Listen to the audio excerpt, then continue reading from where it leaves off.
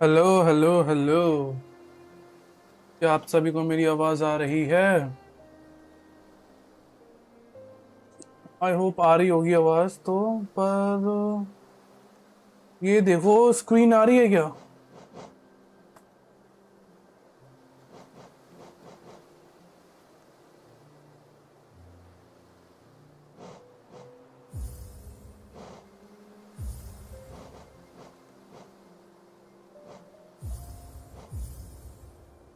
हाँ, आ गई, स्क्रीन भी आ गई। चलो। Hello hello hello. आप सभी का स्वागत है फिर से हॉलो नाइट में। आज बेसिकली वही हमें अपना पुराना कंप्लीट करना है।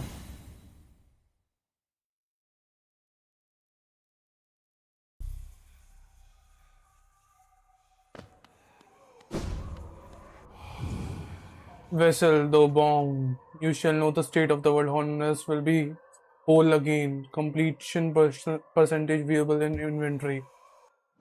92 हुआ है भाई। चलो कोई नहीं, 92 तो हुआ, 92 भी बहुत होता है।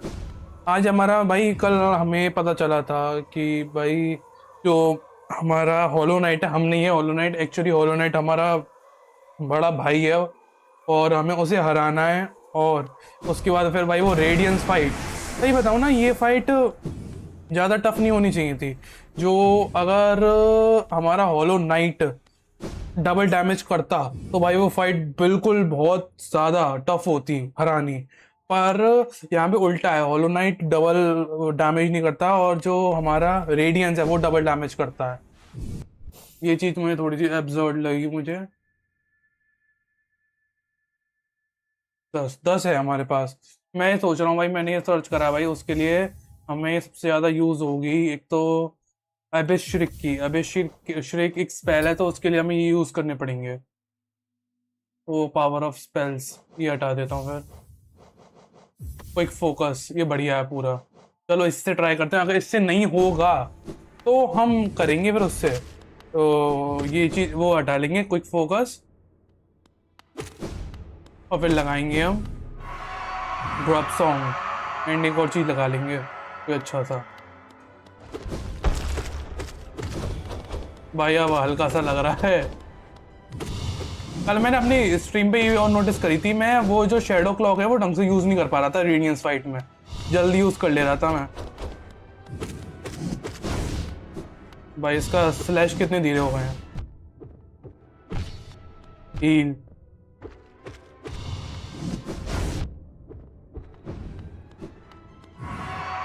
ओ फेस चेंज।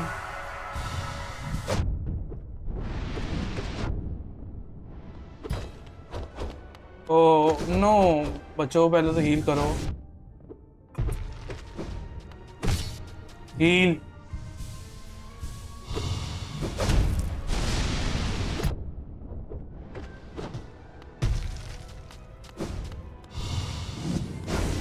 ओ मैं वो खोलना भूल गया, फैन खोलना भूल गया, अटकेगा।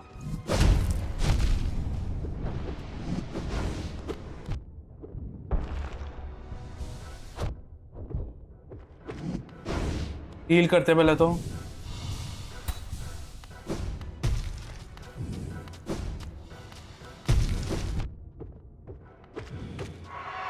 भाई अपने आप को डैमेज करेगा। श्योर कर भाई, तो कर, अपने आप को डैमेज कर। एक हील। बच गए, बच गए। भाई कितना स्लो अटैक कर रहा है ये अब। क्विक स्लैश से कितना अटैक हो रहा था।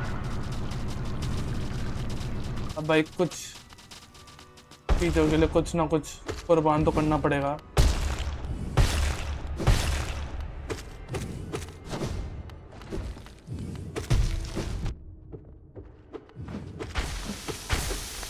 हील।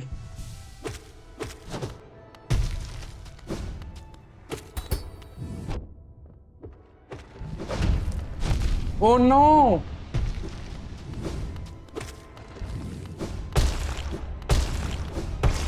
हील।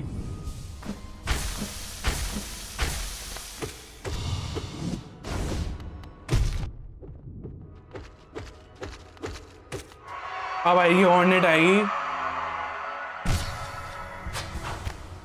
मैं पहले पॉज करना चाहूंगा, पहले तो भाई वो चलाऊं मैं। हेलो संचित भाई, hello hello hello, welcome to the stream.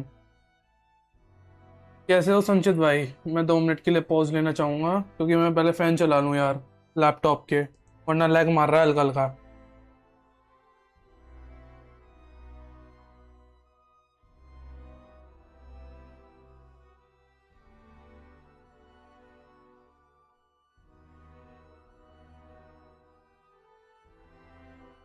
अब मैंने क्विक स्लैश हटा दिया तो भाई कितना स्लो चल रहा है भाई, ये और दिक्कत है।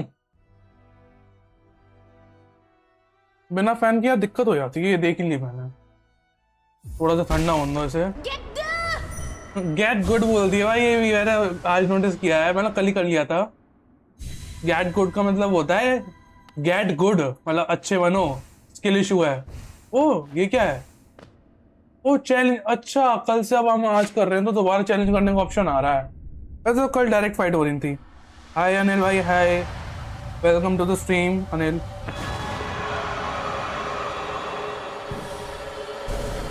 द रेडियंस, मैं अभी एक यूज करना चाहूंगा। नहीं अभी नहीं कर रहा। ओ नो भाई, फालतू का डैमेज भाई। आज तो उल्टा और गंदा खेल रहा हूँ मैं शुरू शुरू में।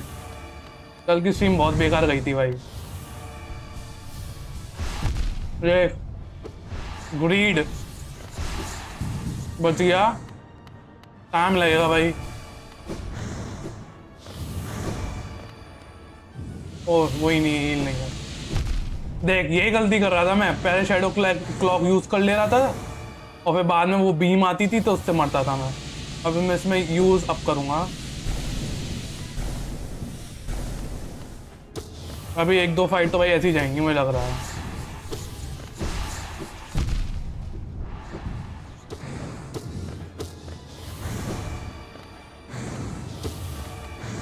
ही बच गए, बच गए, बच गए। 2 हील हो गई, बच गया।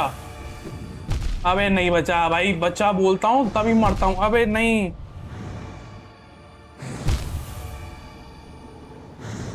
ओ अच्छा, सॉरी केशव, जब उनकी आईडी से देख रहे हो। अरे यार मेरा ध्यान वहां पे चला गया, मर गया, कोई दिक्कत नहीं है। अब बताए सही बताऊं तो थोड़ी सी दिक्कत इसमें आ रही है मुझे। अगर मैं क्विक फोकस हटा दूं, पर क्विक फोकस हटाने से भाई ये होगा मैं हील नहीं कर पाऊंगा जल्दी। क्विक स्लैश लगा लूंगा, प्रॉब्लम है भाई। और अगर मैं अभी नॉच के लिए भी जाऊं तो एक ही नॉच और है, एक नॉच ढूंढने का कोई फायदा नहीं होगा, एक नॉच से कुछ होगा नहीं। ड्रॉप सॉन्ग लगेगा या कुछ लगेगा।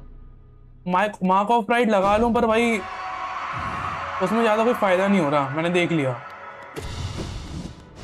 कैसे जितना स्पेल से खत्म करोगे रेडियंस को उतना फायदा है।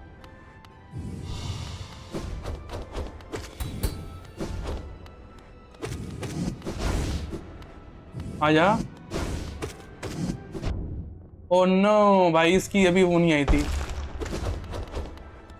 भाई। ये बहुत धीरे क्यों रिस्टोर होती है, मतलब इसकी एबिलिटी ये वाली, ये बहुत देर में रिस्टोर होती है भाई ये शैडो क्लॉक।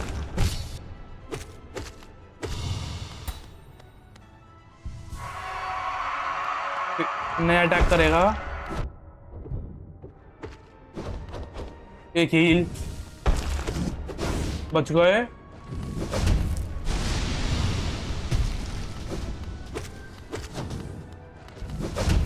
बचे,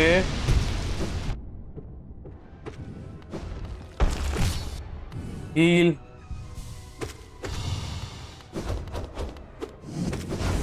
आ गए, दूसरी साइड आ गए।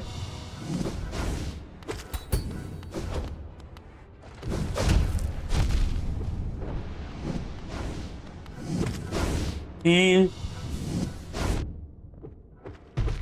सपोज भाई ये हॉलो नाइट भी डबल डैमेज कर रहा होता तो भाई हमारी तो पूंगी बच जाती।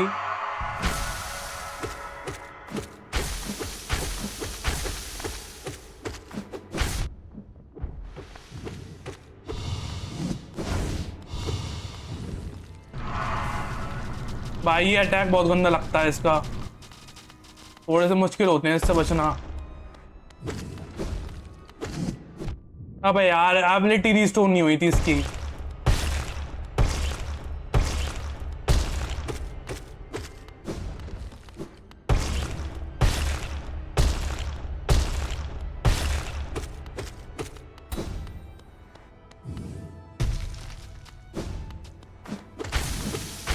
हील कर लेते हैं, सोल मिल जाएंगी, सोल के लिए जगह खाली कर लो।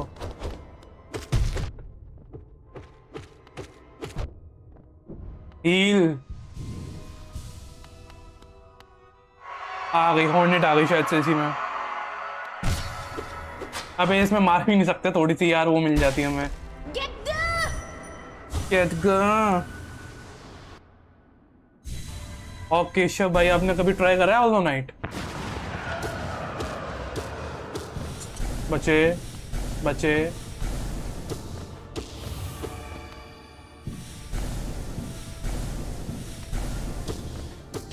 हाँ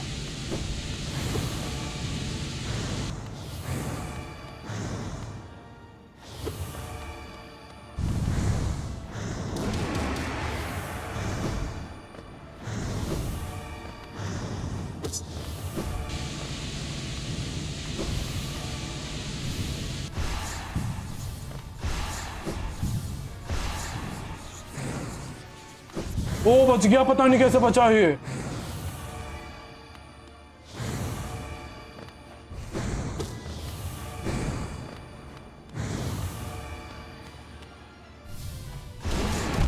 वो मुझे लगता है आई फ्रेम मिलते हैं इसमें।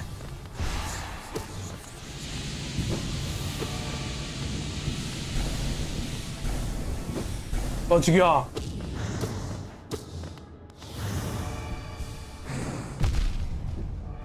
बच गया बच गया।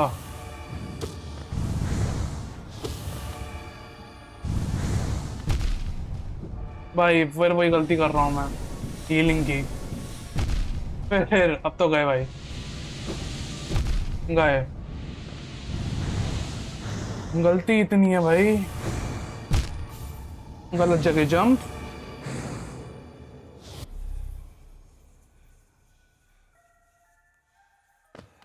अच्छा आप संचित के दोस्त हो मतलब।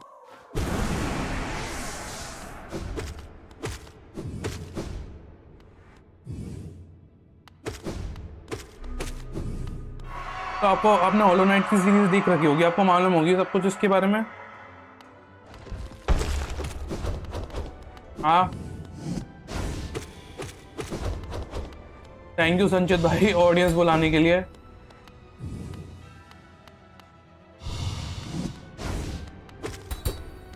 बच गए, बचे, नाइस।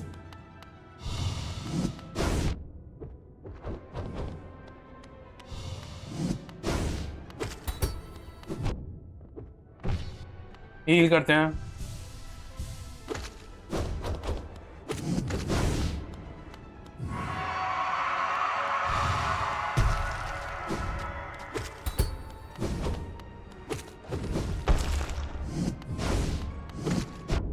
अबे यार ये एबिलिटी कितनी देर में वो होती है रिस्पॉन, मतलब आधे ज्यादा दिक्कत तो ये वाली एबिलिटी देती है।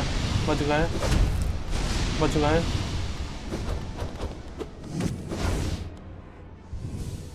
आजा, बचे, हील।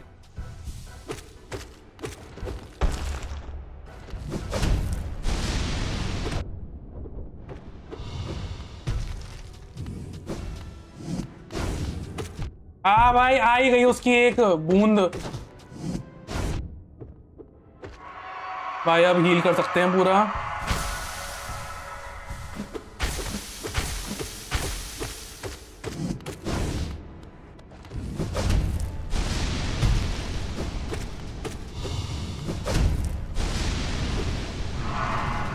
ओह नो भाई,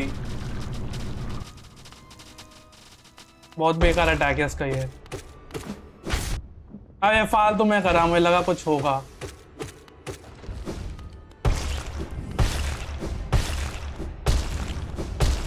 हील, बचा।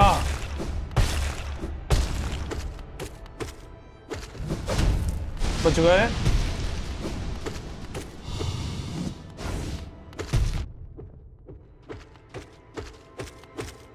आ गई हॉर्नेट, आ गई।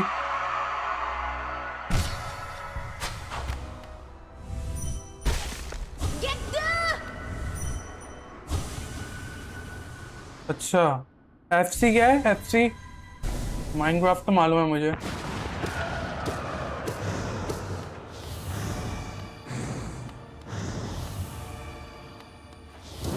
अबे यार रह गया इस पे।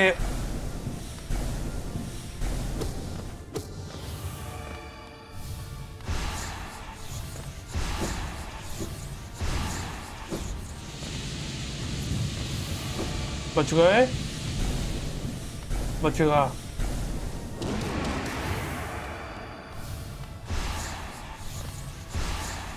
बच गया भाई। सबसे बेकार अटैक है ये इसका, रेडियंस का, गोले वाला, बॉल्स वाला।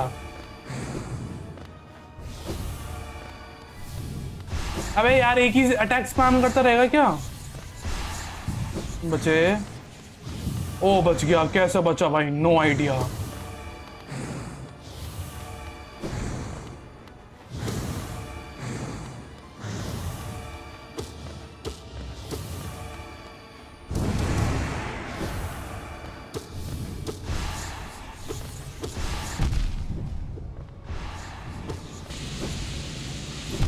भाई वो एबिलिटी क्यों रिस्टोर नहीं होती? चलो हील हो गई।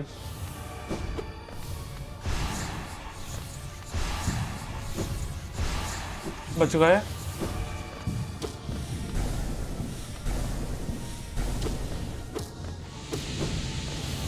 अबे यार वो एबिलिटी यूज कर ली मैंने।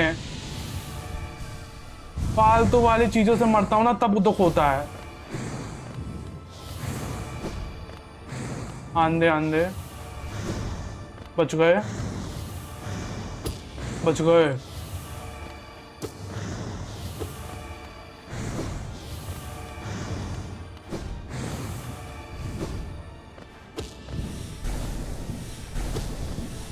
बच गए।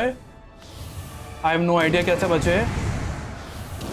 हाँ डैमेज हो गया इसे। इसमें तो भाई जितनी सोल इकट्ठा कर सकते हो उतनी करो, डैमेज नहीं लेना बिल्कुल भी। वो ले लिया, जो गलती नहीं करनी थी वो करी थी। हो गई हील।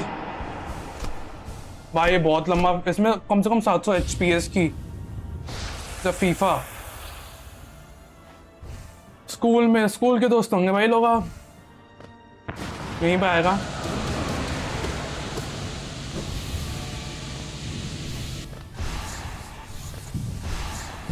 Oh no. ओह ये कैसे बचा मैं? I don't know, I have no idea.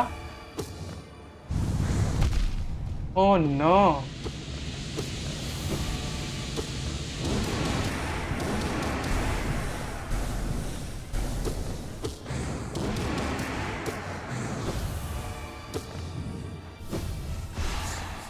बच गया।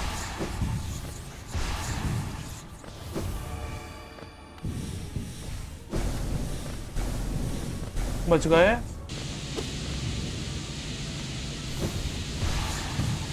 ओह नो भाई।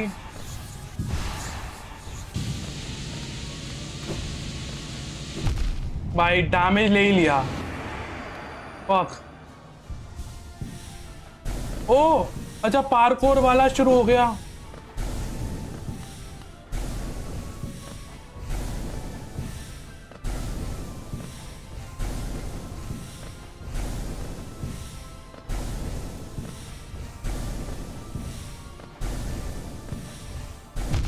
ओह नो, मार दिया फाइनली। यस भाई 1 HP क्लच हुआ ये भी। तो दूसरे तीसरे में ही हो गया। भाई ये कौन है? ब्लैक शेडो कौन है? ओ हम भी शेडो बन गए। अटैक करना है। अरे यार मुझे क्या पता अटैक करना। ओ ये तो नया अटैक लग रहे हैं भाई। अरे भाई मजा ही आ गया आज तो। तीसरे चौथे में ही हो गया। तो अच्छा है ना वो मैंने एवेश ट्रिक यूज कर लिया। 1 HP क्लच और हुआ है। कंटेंट का कंटेंट मिल गया भाई। नाइस भाई। अब देखता हूँ मैं पाथ ऑफ पेन आज। भाई वो बहुत दर्दनाक होने वाला है पाथ ऑफ पेन।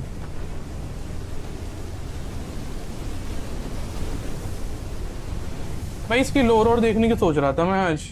लोर पे रिएक्ट करते हैं इसकी।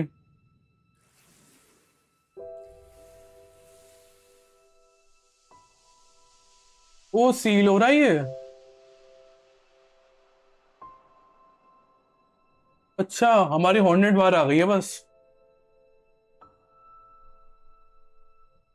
हाँ भाई आनी थी भाई, सेकंड गेम की मेन प्रोटैगनिस्ट है भाई ये।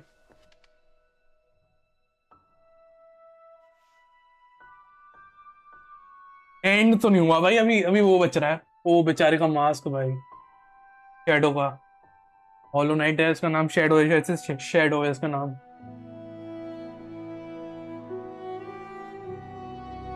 वैसे ये काले काले से इसके भाई ये कौन है? ये एक जैसे दिखते हैं ना ये, सींग इनके एक जैसे हैं। अभी एंड नहीं हुआ भाई, अभी पाथ ऑफ पेन और बच रहा है मेरा। पाथ ऑफ पेन के बाद मैं ऑफिशियली एंड कर दूंगा ये सीरीज। बस ओनली शॉर्ट्स आएंगे उसके जल्द ही जल्द।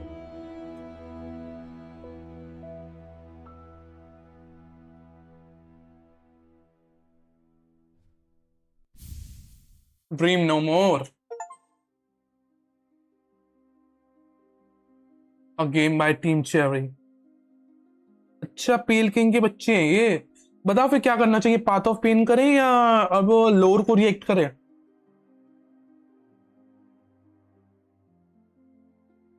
चैट ये बताओ क्या करें। लोर पे रिएक्ट करें? 1 घंटा 17 मिनट की लोर है। ले लो तो पापा को ले ले।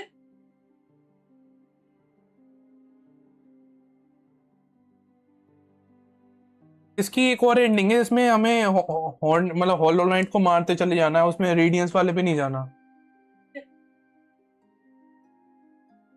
पहले वो करें। पाथ ऑफ पेन भाई तुम मुझे रुलाओगे भाई।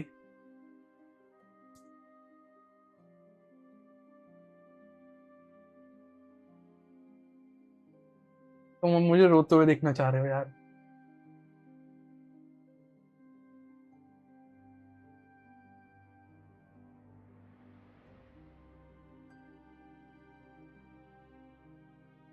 भाई देख पाथ ऑफ पेन कर तो लूं, फिर भाई वो कोई फायदा नहीं होगा ना, वहां पे सेव नहीं होता ना, पूरा एक संग करो फिर। ये है।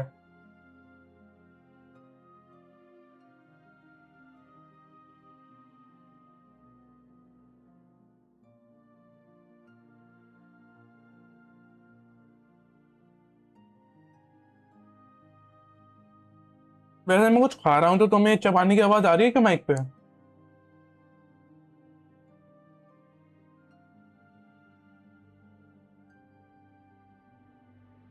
सही कहा भाई। भाई मैं कम से कम ये समझ लो, पूरा पाथ ऑफ पेन मैंने 1.5 घंटे के अंदर कंप्लीट कर दिया था। 3 घंटे मुझे वो लास्ट जंप में लगे हैं भाई, वो हुई नहीं मुझसे। इतना मैं फ्रस्ट्रेट हो गया था उस टाइम पे, हुई नहीं वो। चलो सही है।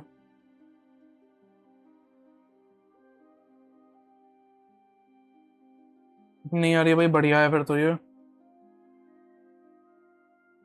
भाई मैं लास्ट लास्ट की वो स्ट्रीम देखोगे ना, उसमें मैंने नाइटमेयर किंगग्रिम को मारा था। उसमें मुझे 1 घंटा 20 मिनट या 26 मिनट लगे थे। वो अच्छी बॉस फाइट थी। वो तो मुझे जल्दी हो गया इस चक्कर में, क्योंकि मैंने पहले 2-3 अटेम्प्ट में अटैक नहीं करा था। चलो ट्राई करते हैं फिर, इसका भी ट्राई करते हैं। गेम कंप्लीशन परसेंटेज 92, ठीक है भाई। चल जल्दी कर भाई। स्टील सोल मोड भाई, हाँ गधा नहीं हूँ भाई मैं। मैं बिल्कुल गधा नहीं हूँ, ये करूंगा भाई। बहुत इंसेन गेमर होते हैं भाई जो करते हैं भाई, उन पे भाई वो होती है स्किल्स। भाई स्किल्स तो है पर भाई टाइम नहीं है, सही बताऊँ तो इतना। उससे बढ़िया मैं नया गेम खेलूंगा ना। चलो एक बार वो वाली एंडिंग ऑन कर लेते हैं, दोनों एंडिंग हो जाएगी बढ़िया। पे पाथ ऑफ पेन भी करेंगे। चलो इसके लिए तो वो वाली ले लेता मैं, मार्क ऑफ प्राइड, और वो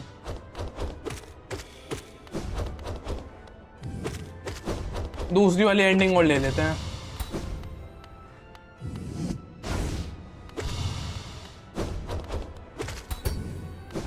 बच गए अभी तक, एक भी वो नहीं हुआ डैमेज।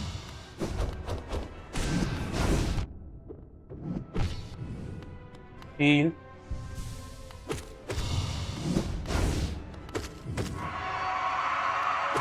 काम।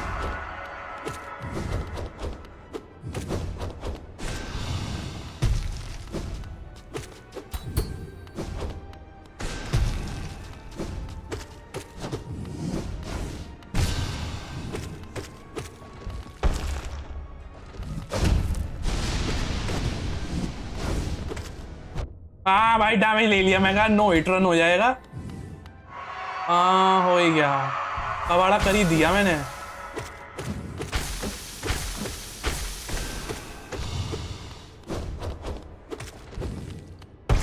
भाई पैंथियन कहाँ पे खुलता है? पैंथियन भी ट्राई करना है मुझे यार। पैंथियन 5 भली ना करो, पैंथियन 1-2 तो ट्राई करके देख सकता हूँ मैं।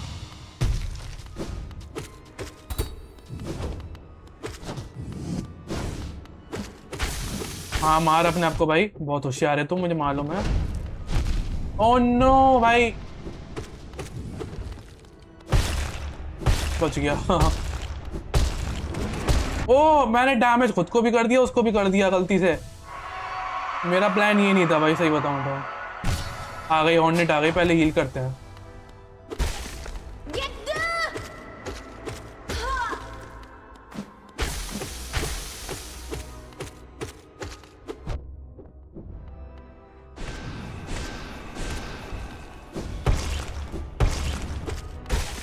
हो गया, एंड हो गया। ये भी भाई इजी फाइट थी ना ये। अगर भाई ये हॉलो नाइट अगर 2 का डैमेज कर रहा होता ना, बहुत टाइम लगाती है फाइट, सही बताऊं। ये वाली और फिर रेडियंस वाली। और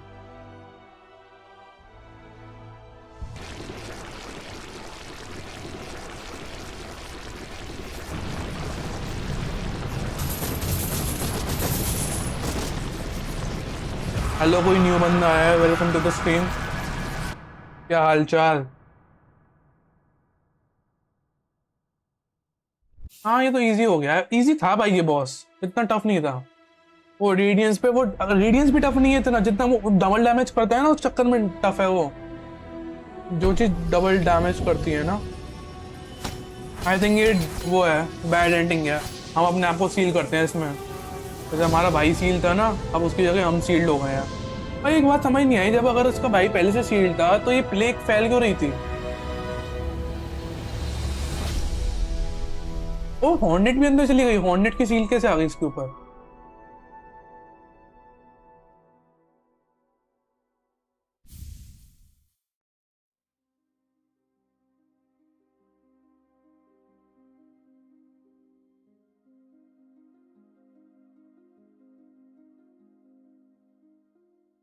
अबे ठीक है भाई, अपने क्रेडिट्स देख लिया भाई, क्रेडिट्स उसके हो सकते हैं क्या?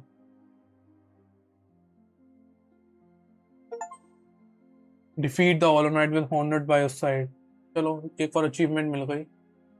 अबे समझ गए भाई, तुमने बनाया है यार, देख लिए मैंने क्रेडिट्स।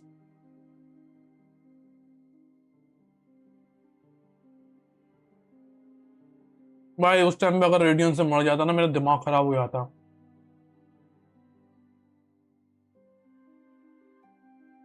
मरने की कगार पे ही थे भाई, मैं जल्दबाजी कर रहा था मैं।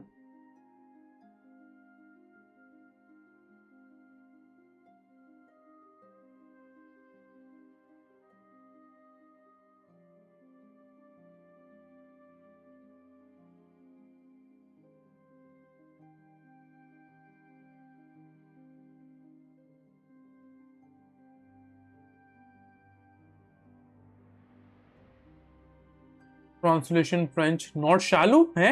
नॉट शालू ये क्या है? शालू लू है, वही मैं कहा शालू इंडियन नाम कैसे है? शालू लू। हिंदी में तो करा है नहीं इन्होंने। भाई ये जो ये ट्रांसलेशन आ रही है, क्या ये मतलब उसमें है क्या? इस चीज की ट्रांसलेशन, अच्छा इंग्लिश वाली होगी वो। मतलब टेक्स्ट की होगी, इंग्लिश बोल रहा हूँ मैं, टेक्स्ट ट्रांसलेशन होगी है। मुझे लगा भाई इसमें तो कोई वॉइस आर्टिस्ट था, मतलब बोला तो कुछ था नहीं, इन्होंने अजीब अजीब सा बोला था। मुझे लगता है इन्होंने मतलब कुछ बक्स वाली लैंग्वेज यूज करी थी इन्होंने, अपनी बनाई हुई। अरे हाँ भाई, मैं मतलब मैं ओनली हॉलो नाइट गेमर नहीं हूँ, मैं और गेम ट्राई करूंगा, मैं अलग अलग गेम खेलता हूँ, अलग अलग गेम ही खेलूंगा मैं।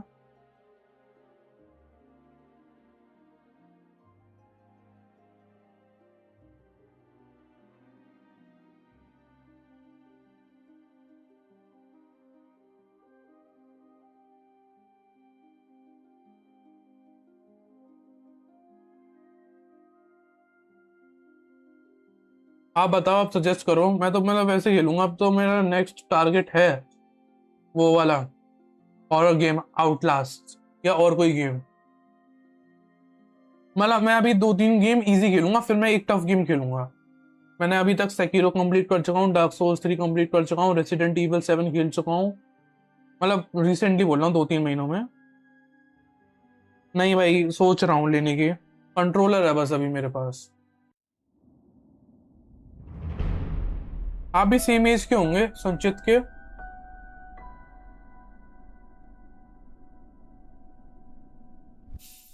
हाँ, रेड डेड भी खेलूंगा भाई। रेड डेड तब खेलूंगा जब मैं PS ले लूंगा, PS5। सही बताऊं तो, क्योंकि भाई रेड डेड इसमें अच्छे से नहीं चलेगा, मैं स्ट्रीम नहीं कर पाऊंगा फिर। मैं अभी थोड़े से पुरानी गेम ही खेलूंगा, फेमस, जो स्ट्रीम भी हो जाए और खेल भी लूँ, क्योंकि मेरे पास अभी PC है, वो PC नहीं है, लैपटॉप है। वो 1650 Ti का है। 1650 Ti 4 GB भाई, बहुत बेकार है। मतलब बेकार इन द सेंस भाई, आज की गेम नहीं चला पाएगा। गॉड ऑफ वॉर तो चला नहीं पाता ये गंवार। द पाथ इज ओपन, अरे समझ गए भाई। हाँ वो मैं समझ गया, वो है, पर उसमें क्या है, वो मेरा डिवाइस सपोर्ट नहीं कर रहा उसे। मैंने कोशिश की थी। अब नेटफ्लिक्स वाला कह रहे हो ना, उसमें आ रहा था नेटफ्लिक्स वाला, समझ गया मैं। उसमें कह रहा था your Android version is not supported.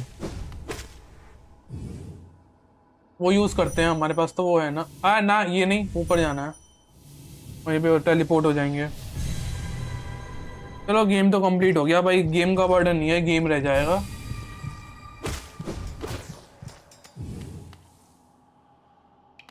PSP क्या है ये? PSP क्या चीज है?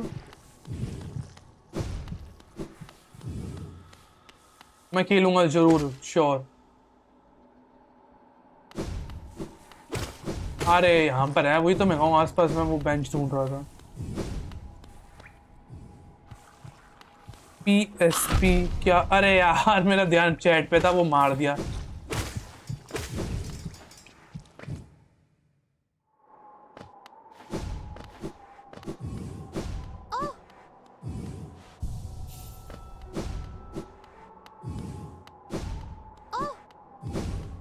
पहले तो भाई मैं अपने चार्म्स चेंज करूँ, पहले हटाओ सारे। अब मैं लगाऊंगा सबसे पहले तो ये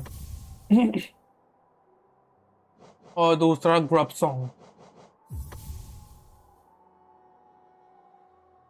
हाँ अच्छा, हाँ वही तो मैं कहूँ। वो रैग्नारॉक कैसे किल लिया आपने? रैग्नारॉक तो अभी तक कोई एम्यूलेटर बना ही नहीं है उसका। PS5 का, PS3 तक का बना है, PS4 का भी नहीं बना। PS5 का होगा तो मालूम नहीं, PS2 PS3 का तो है। मैंने भी God of war 2 PS2 emulator पे खेला था। और मतलब God of war 3 PS3 emulator पे खेला था मैंने। वही बहुत अच्छे गेम थे। हाँ मैं समझ गया, वो PSP जो तुम कह रहे हो, मैंने खेला है। पैरल ट्विस्टर भाई, ये काम आएगा। ये चीजें मेन काम आएंगी वैसे तो। और हाँ, मैं भाई वो नहीं लगाने वाला, लॉन्ग नेल या मार्क ऑफ प्राइड तो बिल्कुल नहीं लगाने वाला। उसको वैसे इतना मारा हूं मैं, इतना मारा हूं, पूछो मत। ज्यादा ऊपर से जंप कर दे, मतलब ज्यादा ऊपर से स्ट्राइक कर देता था, ऊपर से छत से मर जाता था टकरा के। हाँ पार्ट 3 खेला है मैंने, गॉड ऑफ वॉर 3 खेला, उसमें भाई उसने सब, क्रेटोस ने सबकी लंका बजा दी थी भाई। क्या ब्रूटल तरीके से मारा था भाई सबको। सबसे पहले तो वो पोसाइडन भाई, पोसाइडन का तो भाई पूरा मुंह तोड़ दिया था, मतलब मुंह नहीं तोड़ा था, उसकी गर्दन तोड़ी थी। हाँ, पोसाइडन के बाद शायद से वो सन गॉड हीलियोस था, उसकी उसका वो नहीं, हेडीज। हेडीज के बाद हीलियोस। हीलियोस के बाद वो था हमारा, चौथा कौन सा था जो तेज भागता था, उसकी करी थी भाई, नाम भूल गया मैं, वैसे तो याद है मुझे। फिर जियोस मारा था हमने, उसमें हमारा क्रोनोस को भी मारा था हमने। सिस्टर ऑफ फेट तो गॉड ऑफ वॉर 2 में थी, हाँ। और एक और थी, हाँ, वो गाया, गाया भी मारा था, पूरा फाड़ के रख दिया था, हाँ भाई। भाई ब्रूटल तो था हमारा पुराना क्रेटोस। अब मेरा भाई गॉड ऑफ वॉर 4 और गॉड ऑफ वॉर रैग्नारॉक बच रहा है भाई। गॉड ऑफ वॉर लॉफी भी आ रहा है अब तो। संचित भाई अब बताओ एक और कौन सा लगाऊं मैं।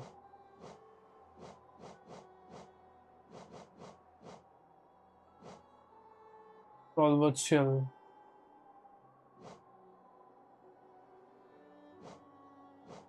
आई थिंक लॉन्ग नेल देखूं लगाऊं। हाँ, सीरीज अच्छी है। लॉन्ग नेल लगा लेते हैं भाई मेरे हिसाब से तो।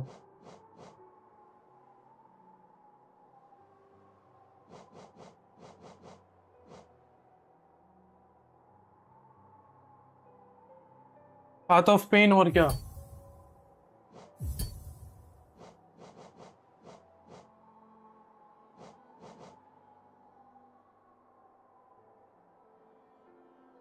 अच्छा भाई, थैंक यू। अच्छा, आपने सब्सक्राइब किया होगा। Thanks brother.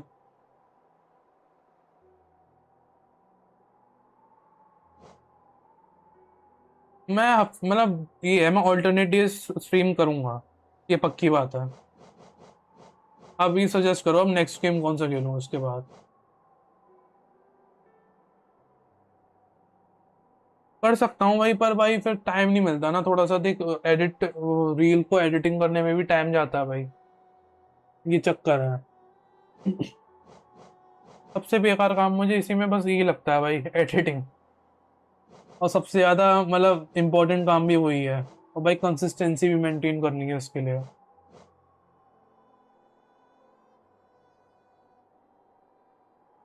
कौन सा चाम लगाऊं। ओवरलोड हो जाएगा, मतलब समझ नहीं आया मुझे, इससे क्या होता है। ओ, हो रहा है, कुछ हो रहा है, कुछ हो रहा है। ओवरलोड हो रहा है, सही कह रहे हो आप। क्या लगाना चाहिए फिर। क्विक फोकस लगाऊं। श्योर करूंगा भाई। आप बता देना कब जब करनी हो, कौन सी गेम की करनी हो ये भी बता देना मुझे, कौन से उससे ट्राई करूं। ओवर चार्म्ड हो गया। चल कोई नहीं, अभी ये मैंने ट्राई कर लिया। भाई ये तो मुझे पहली बार पता चली ये चीज। कर तो दिया। अच्छा, मैं से हटाऊंगा तो भाई ये क्या होगा, हट जाएगा ना, मतलब वो तो कम हो जाएगी ना, वापस से डिफॉल्ट हो जाएगा ये।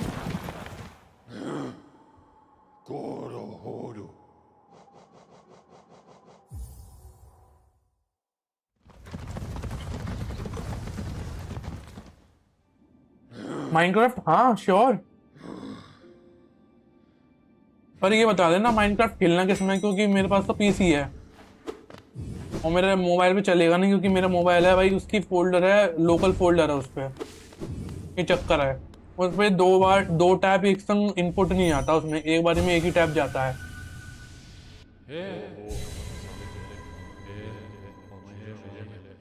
नहीं, मेरे पास 10 नॉच है अभी, 11 नॉच होने चाहिए।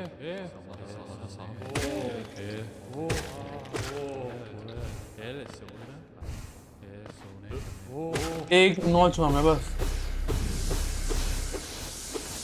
भाई मुझे पहली बार पता चली है भाई, ये भी खत्म होता है। हाँ, ये वाला तो खत्म होता है, बाहर वाला नहीं, अंदर वाला नहीं होता, हाँ अंदर वाले नहीं होते।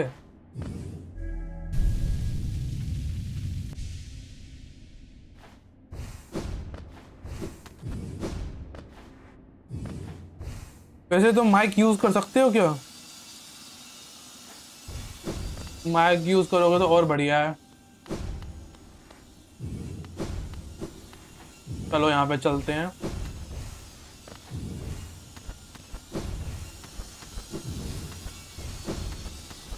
भाई रेडी तो हूँ भाई। इसमें है ना मेरा हाथ फिसलने लग जाता है जॉयस्टिक से।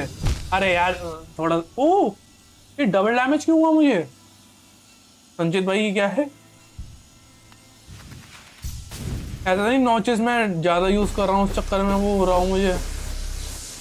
उससे बढ़िया तो रहने दो, फिर मैं यूज नहीं कर रहा, डबल डैमेज होगा तो। जा रहे हो अनिल भाई? ठीक है भाई। Okay okay. और डिस्कॉर्ड में भाई उसे वो बता देना, शेयर कर देना मेरा यूजर नेम, कनेक्ट कर लेंगे। संचित भाई ओवर चार्म्स के गेम से वजह से, हाँ वही तो मैं कह रहा हूँ, फिर फायदा नहीं है भाई डबल डैमेज लेने का। चेंज कर रहा हूँ मैं। डबल डैमेज नहीं लेना भाई, सही बताऊँ तो।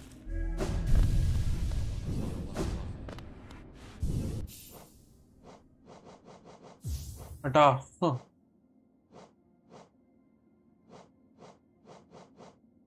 क्विक स्लैश वही कहूँ, मतलब कुछ ना कुछ तो होगा। अब यही लगा लेते हैं भाई, और कोई ऑप्शन नहीं है।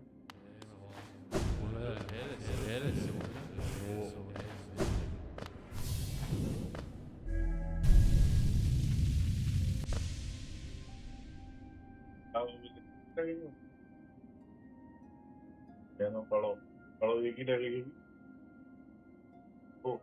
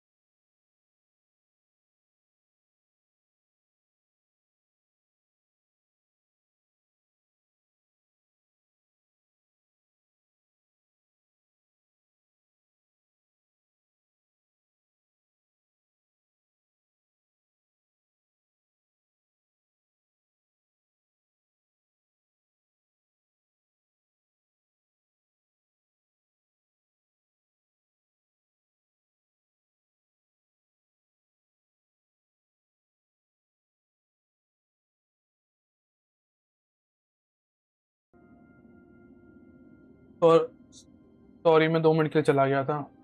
apa lagi apa?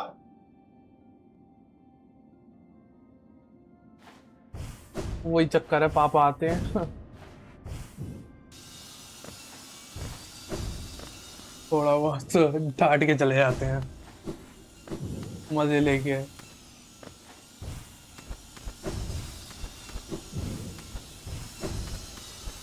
भाई यहाँ पे इसी पॉइंट में मेरा हाथ फिसलता है भाई। कल मैं इतनी उस टाइम पे इतनी बार मरा था हाथ फिसलने के चक्कर में, मेरा जॉयस्टिक से हाथ फिसलता है। ओ बच गया बच गया बच गया। Bye bye Anil. अनिल नहीं सॉरी, केशव, मैं भूल गया। आई नहीं नहीं नहीं नहीं नहीं नहीं यार।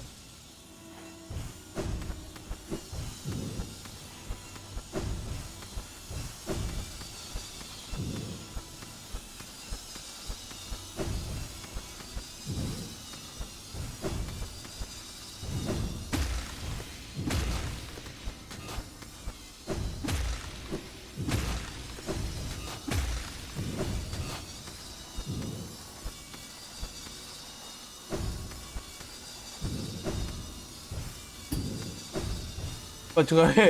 यहाँ पे आगे मैं भूल गया आगे क्या था। हाँ भाई डैमेज ले लिया।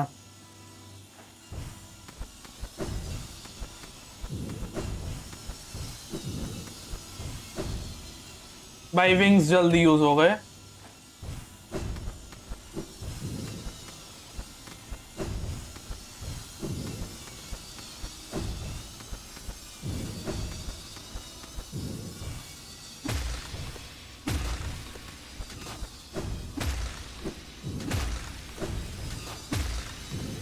अरे यार नीचे को हो गया ज्यादा। शिट। अब है आपकी बात, उसने वॉल पे क्लाइंब भी नहीं किया। क्या गवात बनती है भाई। हाँ भाई, स्पॉन बहुत दूर होता है, यही तो दिक्कत है इसमें।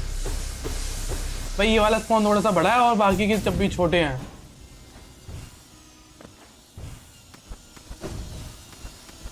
तो आपने कभी पाथ ऑफ पेन देखा है क्या? मारे, जल्दबाजी के चक्कर में कर रहा हूं मैं।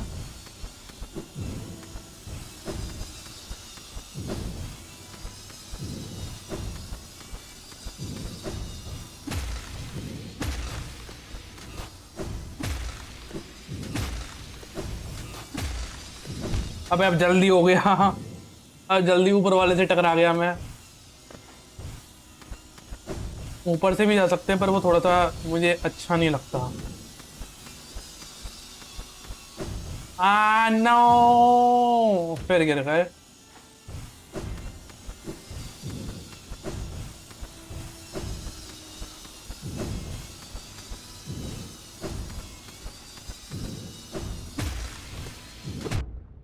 ओ नो, अरे यार मैं नीचे करना भूल गया उसकी जॉयस्टिक को।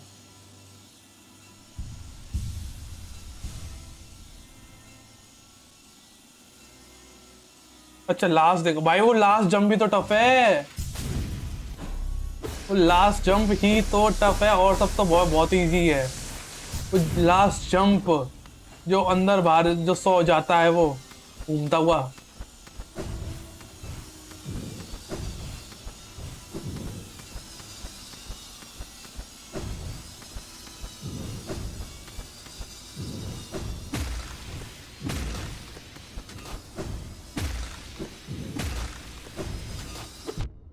नहीं यार, जॉयस्टिक नीचे नहीं करी, फिर सामने की तरफ मार रहा था मैं उसे, पागल को।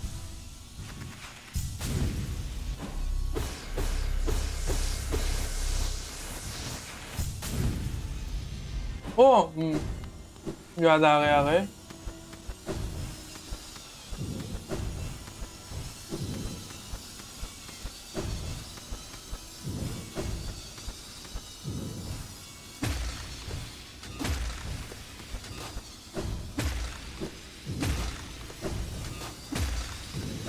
आ गए आ गए आ गए फाइनली।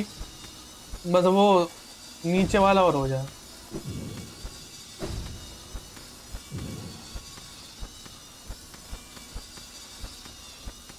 कंट्रोलर में हार्ड है। हाँ वैसे मोबाइल पे आसानी से हो सकता है, कंट्रोलर पे थोड़ा सा हार्ड है, पर माउस कीबोर्ड पे ज्यादा टफ है। नहीं यार।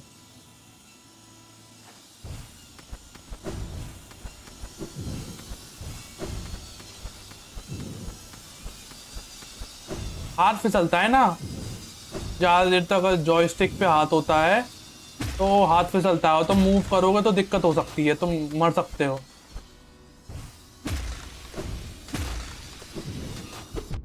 फिर वही गलती करी मैंने, जॉयस्टिक नीचे नहीं थी, हाथ फिसल जाता है यहाँ तक। ये मेरा पता है सही में मन नहीं है पाथ ऑफ पेन करने का।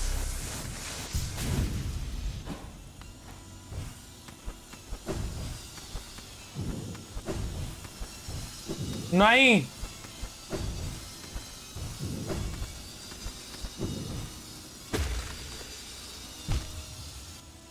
इतने सारे तो दिए थे।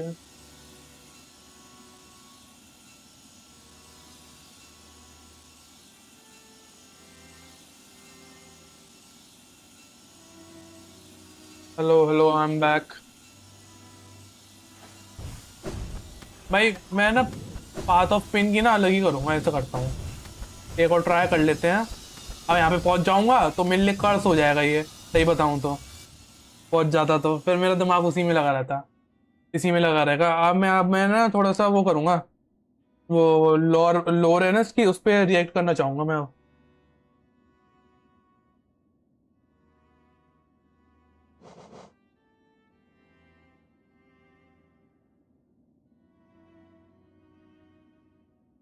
Hello, one more audience, one more viewer, welcome to the stream. लोरी देख रहा हूँ मैं, सही बताऊँ तो। पाथ ऑफ पेन के लिए मैं अलग टाइम से निकालूंगा अभी, 3-4 दिन बात करूंगा। अभी मैं 3-4 दिन स्ट्रीम नहीं करने वाला, मैं शॉर्ट्स आएंगे सारे, क्योंकि शॉर्ट्स का बैकलॉग बहुत हो गया है। और दूसरा गेम तुम सजेस्ट करो। तो अब एक बार तुम कह रहे हो अगर स्ट्रीम पे तुम्हारे संग मैं उसमें आ जाऊंगा, हाँ, एक बार कोलैबोरेट कर लूंगा। तुम बता देना कब आना है, तभी कर लेंगे।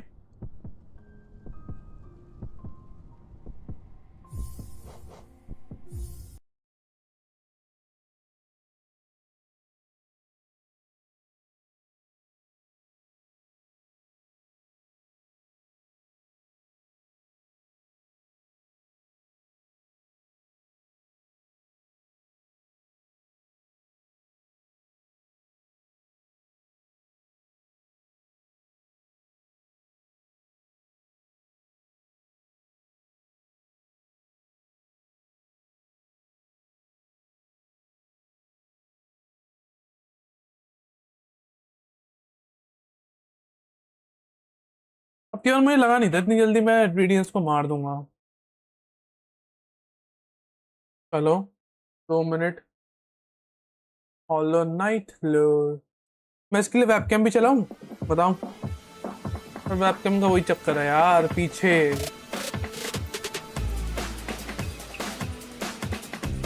मेरा मन तो है वेबकैम चलाने का, सही बताऊं तो। वैसे बैकग्राउंड में वॉइस आ रही है, एड चल रहे हैं ये इनकी। ever made. I would have to हम्म। भाई लोर तो बहुत बड़ी है इसकी, 1 घंटा 17 मिनट। बहुत बड़ी लोर है बाबा।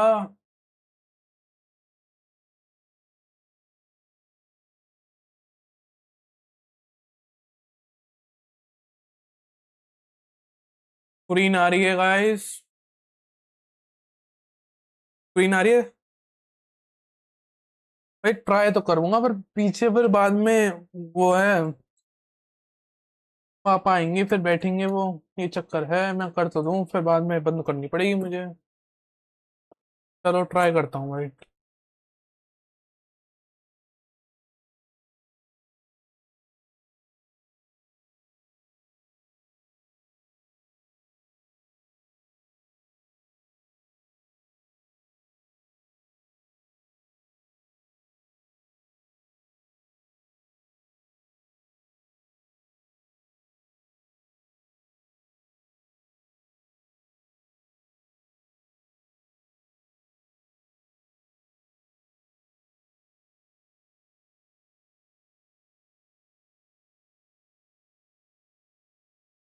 मैं जब बंद कर दूंगा तो पापा आएंगे, ये करेंगे मैं।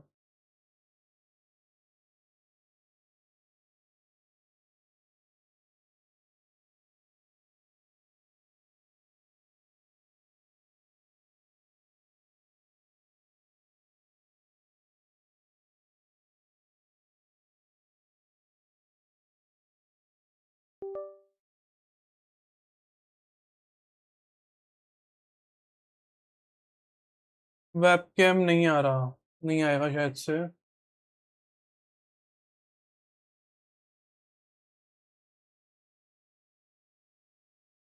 आई थिंक वेबकैम नहीं आएगा, नहीं चलेगा वेबकैम। मोस्ट प्रोबेबली क्योंकि शुरू से चलाना पड़ता है, आई थिंक ऐसा कुछ है क्या।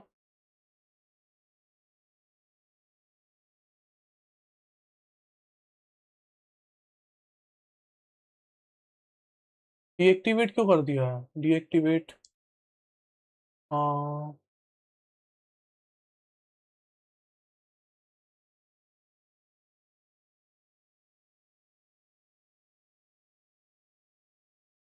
Deactivate activate.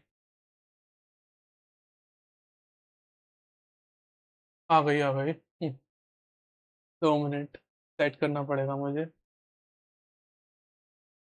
आई थी आई थी। सेव। आ रही है क्या?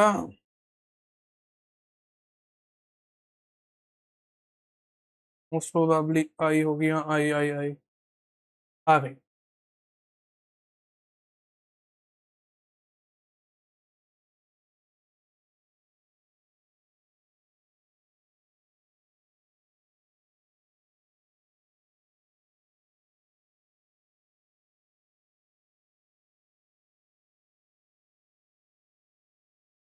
एक सेकंड के लिए तो चमकी थी, नहीं चमकी, चमकी आई।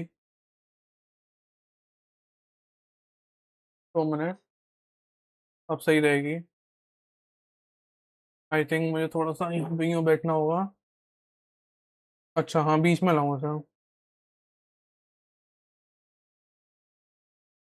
हाँ अब सही है। आ रही होगी आपको, अब तो आ रहा होगा वेब कैम। आ गई। एक बार कंफर्म करके बताओ सही है नहीं है। सही लग रही नहीं लग रही। ऑल्ट दबा के ऊपर से थोड़ा सा ये, अब सही है।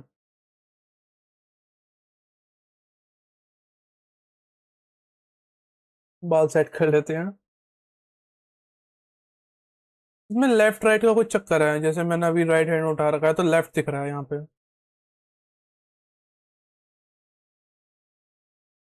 सही है, सही लग रही है क्वालिटी। बैकग्राउंड, और मैं सोच रहा था कुछ बैकग्राउंड का हो जाता तो। 720 पे चल रही है ना ये मेरी स्क्रीन।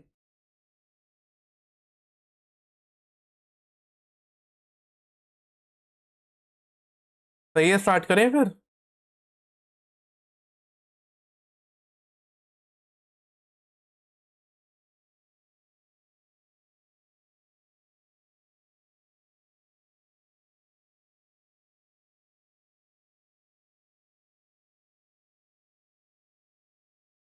मोस्ट प्रोबेबली स्टार्ट करते हैं, चलो।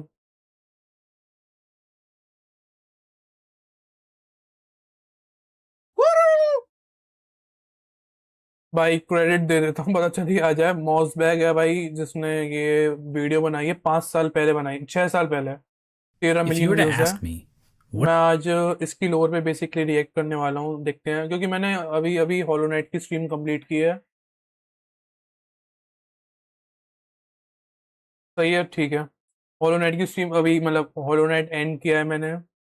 वैसा वो क्या बोलते हैं, हॉलो नाइट को हराया भी। अब तो मैं बेसिकली लोर को एक्सप्लोर करने वाला हूँ। जितनी बार भी मैंने गेम्स कंप्लीट करे हैं, तो पहले मैंने गेम कंप्लीट किया, उसकी लोर के बारे में मुझे बहुत हल्का सा अंदाजा होता है। जब गेम कंप्लीट हो जाता है तो मैं एक संग लोर देखता हूँ, और मैं ये सोच रहा हूँ आगे से गेम खेलने के बाद मैं लोर पे रिएक्ट करूंगा। तो बेसिकली स्टार्ट करते हैं फिर, देखते हैं क्या स्टोरी है हमारे हॉलो नाइट की। भाई गेम तो बहुत बड़ी what थी is your यार। favorite video game ever made? I would have to say Cory in the House for the Nintendo DS, but Hollow Knight would be a close second. Hollow कोई Knight funny was game होगा released ये, on February कोरी in the house जो भी 24th, बोल रहा है ये। 2017 by Team Cherry, an indie game studio based in the mythical land of Adelaide, South Australia. Over the past 3 years, Hollow Knight has become an indie darling. The game has sold over 3.5 million copies. It was the opening game at ADGQ 2019. There's a Hollow Knight book, a line of plushies, t-shirts, nicotine patches, nuclear warheads, and even vinyl records for all you goddamn hipsters. Team Cherry had one goal when making Hollow Knight. They wanted to create a world that allowed players to get completely lost in exploration. We can see this भाई इसकी exploration बहुत important है इस game में। आप सबने एक नाम सुना होगा, मेट्रोवेनिया। ये मेट्रोवेनिया गेम होते हैं, इनका वर्ल्ड बहुत बहुत बड़ा होता है। मतलब बड़ा इन से इतना बड़ा भी नहीं होता जितना ओपन वर्ल्ड होता है। वर्ल्ड बड़ा एक तो, और इंटरकनेक्टेड बहुत होते हैं। मतलब चीजें बाद में खुलती हैं, पहले तुम एक्सप्लोर, मतलब पहले वो एरिया अनलॉक हो जाता है, पर वहां पे तुम फुल एक्सेस नहीं कर सकते। वहां पे डिफरेंट डिफरेंट आइटम्स एबिलिटी चाहिए होती है, तो तुम्हें बाद में वहां पे आना पड़ता है, और तुम्हें याद रखना पड़ता है कहाँ पे हमने क्या छोड़ा था, कहाँ पे क्या होगा, यहाँ पे क्या चीज मिसिंग है, क्या लाना है। ये सब तुम्हें याद रखना पड़ता है। ऐसे ही मैंने एक और गेम खेला था, ब्लास्ट फेमस। ब्लास्ट फेमस भी भाई, मैं टफ नहीं बोलूंगा, सही था। मैंने वो खेला था, मोबाइल पे खेला था। तो वो भी बहुत इंटरकनेक्टेड है गेम। उसके बॉसेस भी अच्छे हैं उसमें, पर ये है मुझे एंडिंग के बारे में नहीं पता था। मैं बिना एंडिंग का ट्यूटोरियल देख के कर रहा था। अब की बार मैंने थोड़ा सा हॉलो नाइट के लिए देख लिया था, क्योंकि मुझे अच्छी एंडिंग चाहिए थी। तो इसके लिए मुझे किंग वॉइड हार्ट चाहिए था, तो वो मैंने ले लिया था। तो बेसिकली ये है। पर मेट्रोवीनिया भाई बहुत इंटरकनेक्टेड होते हैं। वो गेमर्स वही खेल सकते हैं जिनको हाँ याद रहेगा कि हाँ हम यहाँ पे गए थे, हमें ये चीज कर सकते हैं, ये हमें मिल गया है। बेसिकली ये है। desire in Hollow Knight's design. The levels in Hollow Knight are massive, with secrets and rewards hidden in every nook and cranny. Be Secrets that भी बहुत थे powerful भाई इसमें। charms, special abilities, कौन सा wagon ही or, अच्छा था? the game's navigation system requires the player to work for their Only map, for- forcing them to make a stronger mental image of the world in their head. Christopher Larkin's score and Ari Gibson's artwork lend to this as well, creating an atmosphere that the player won't want to leave. But there's one aspect of Hollow Knight that keeps people like me coming back: the world building. अबे ads भाई। Stop! Before you buy I this, don't have YouTube this Premium भाई। exact product could be cheaper on another store. कौन से OTT platform का subscription है या piracy? When Super Metroid पास तो अभी launched in तक बस Netflix का ही है। 1994, it stood out for its amazing sense of immersion. Launched in 1994. क्या चीज? When Super Metroid launched in 1994, it stood out for its amazing sense of immersion. Now in 1994, I was busy not being alive, but I've watched enough YouTube video essays to know that this game was a big deal. In case you didn't know, Super Metroid is basically the granddaddy of all Metroidvanias. That's why they're called Metroidvanias. Now in Super Metroid, there are अच्छा इसका नाम Metroid था, वैसे ही था, interconnected world था बहुत। फिर बोल दिया Metrovania world. moments that give the player a sense of नई चीज मालूम depth. चली है। Basically the feeling that this world exists outside of Samus's interactions with it. In the room right before that diabetic crocodile thing, Samus can find the corpse of a random soldier. His inclusion here doesn't change the gameplay at all, but instead gives the player a sense of wonder about the world they are exploring. भाई इसमें Who एक was this चीज भी है guy? यार, मैंने ये चीज देखी है गेम्स में, जितने नए गेम्स आते जाते हैं ना, एक पुराने गेम्स हाँ अच्छे रहे होंगे उन टाइम पे, अभी भी अच्छे होंगे वो, पर भाई वो ग्राफिक्स की वजह से भाई उनको खेलने का मन नहीं करता। अब जैसे कि वो है, मैंने क्या है, पहले गलती से गॉड ऑफ वॉर 2 खेल लिया था, पहले गॉड ऑफ वॉर 2 खेला मैंने, फिर गॉड ऑफ वॉर 3 खेला। ऑब्वियसली भाई PS2 और PS3 तो अवेलेबल थे नहीं, मैंने पीसी पे PS एमुलेटर से खेला था।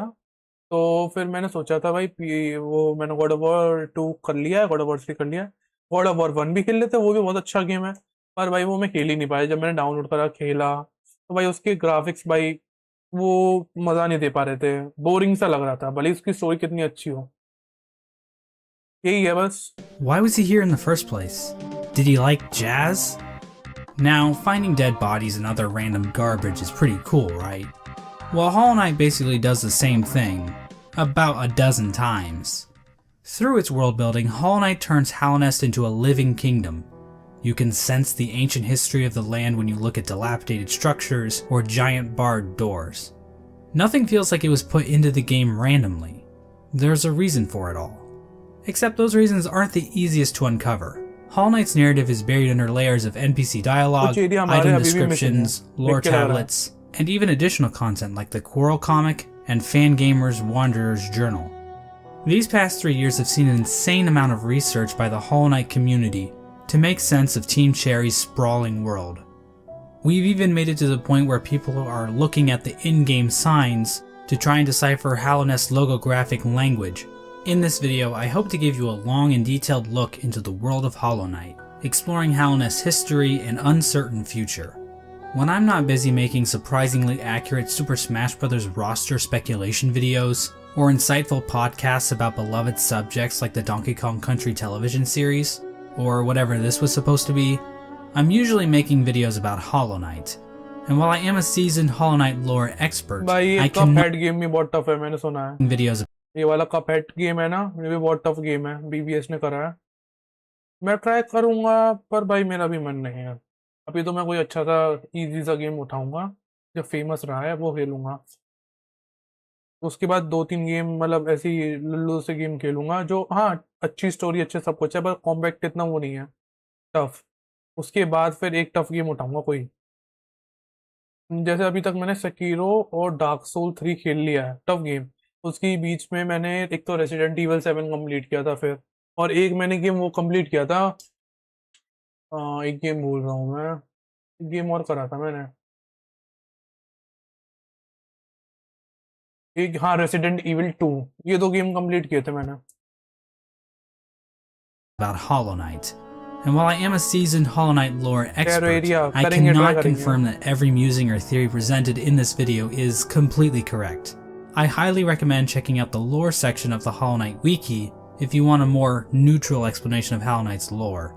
But if you're too lazy to read, then I suggest you sit back, order some Domino's pizza, or just grab a block of cheese from the fridge and enjoy the mostly complete lore of Hollow Knight. It's a simple fact of life that every human worships a god, be that technology, ideologies, or in rare cases, God. As it turns out, the bugs in Hallownest pretty much operate in the same way. From the mosskin born from the dream of a giant slug, to the emo kids of the ancient civilization who literally worship the darkness, there is no shortage of things to worship in the world of Hollow Knight. Our story begins with a creature very much worthy of worship, a creature born from the carcass of a worm. The carcass can still be found in the Kingdom's Edge, and it's our only good look at what worms actually looked like. At the time Hollow Knight occurs, it is suggested there are no worms left in the world. They were incredibly long creatures that featured little to no limbs. Another more mysterious property of worms was that they had some kind of prescience or foresight. Basically, they could see the future to some capacity. It isn't clear how effective this ability was. Considering how the entire race went extinct, this foresight ability must have been pretty shit. Getting back to this particular worm carcass, it is explained that this worm traveled across the distant mountains and wastelands beyond Hallownest. Once it arrived in Hallownest, the worm died. Except not really. Inside the maw of the carcass sits a pale broken egg, out of which hatched a new form of worm, a being of meager shell. This form of the worm is usually referred to as the Pale King, and he's the character अच्छा ये तो वही basically है ना जहाँ पे हमें Kings brand मिला था और ये पेल किंग अच्छा इसी का बच्चा है ये वहीं से ये यहाँ पे अंडा छोड़ के गई थी मर गई थी responsible for everything that happens in Hollow Knight.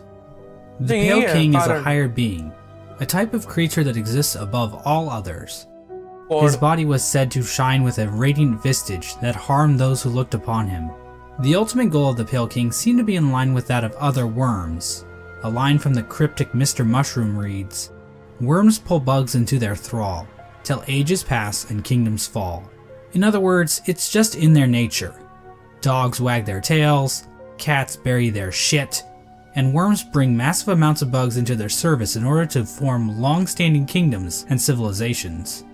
And here in a far corner of the world, the Pale King emerged from the corpse of his former self and began to build his eternal kingdom, Hallownest.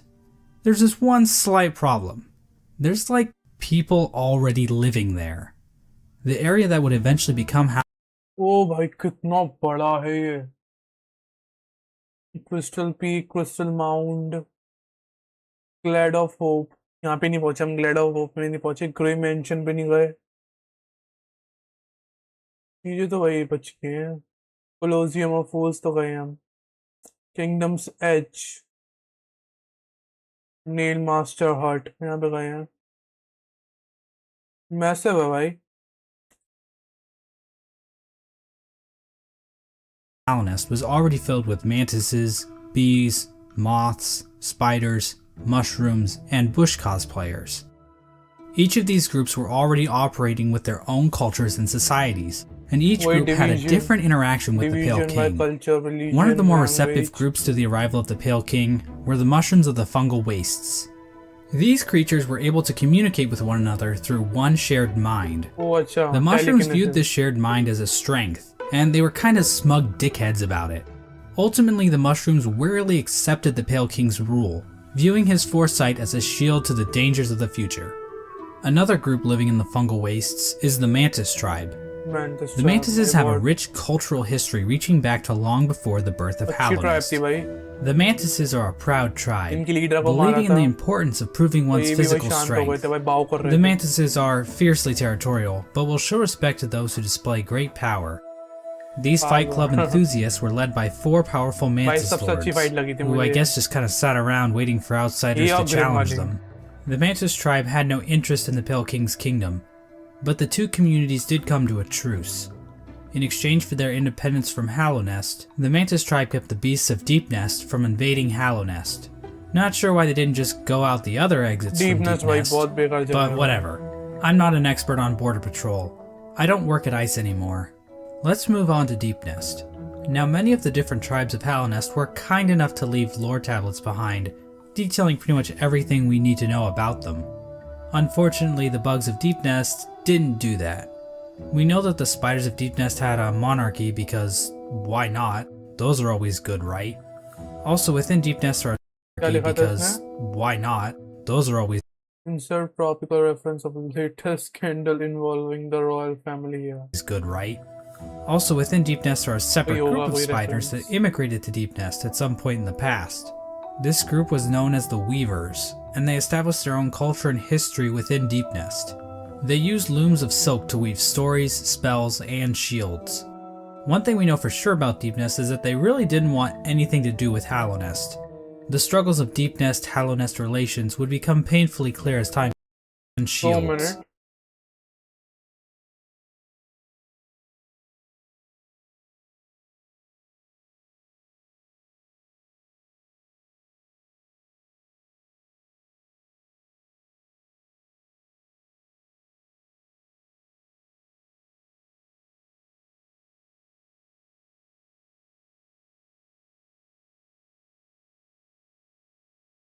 चलो continue करते हैं. One thing we know, they used looms of silk to weave that immigrated to Deepnest at some point in the past. This group was known as the Weavers. हाँ यहीं पे बैठोगे?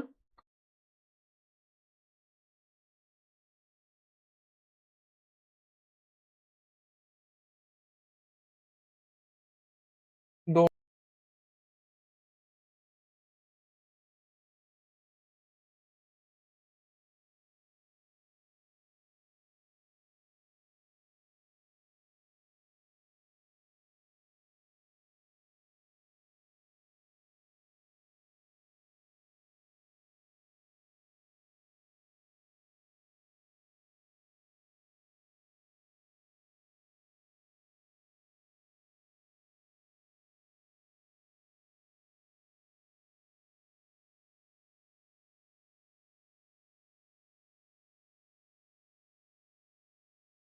Continue करते हैं.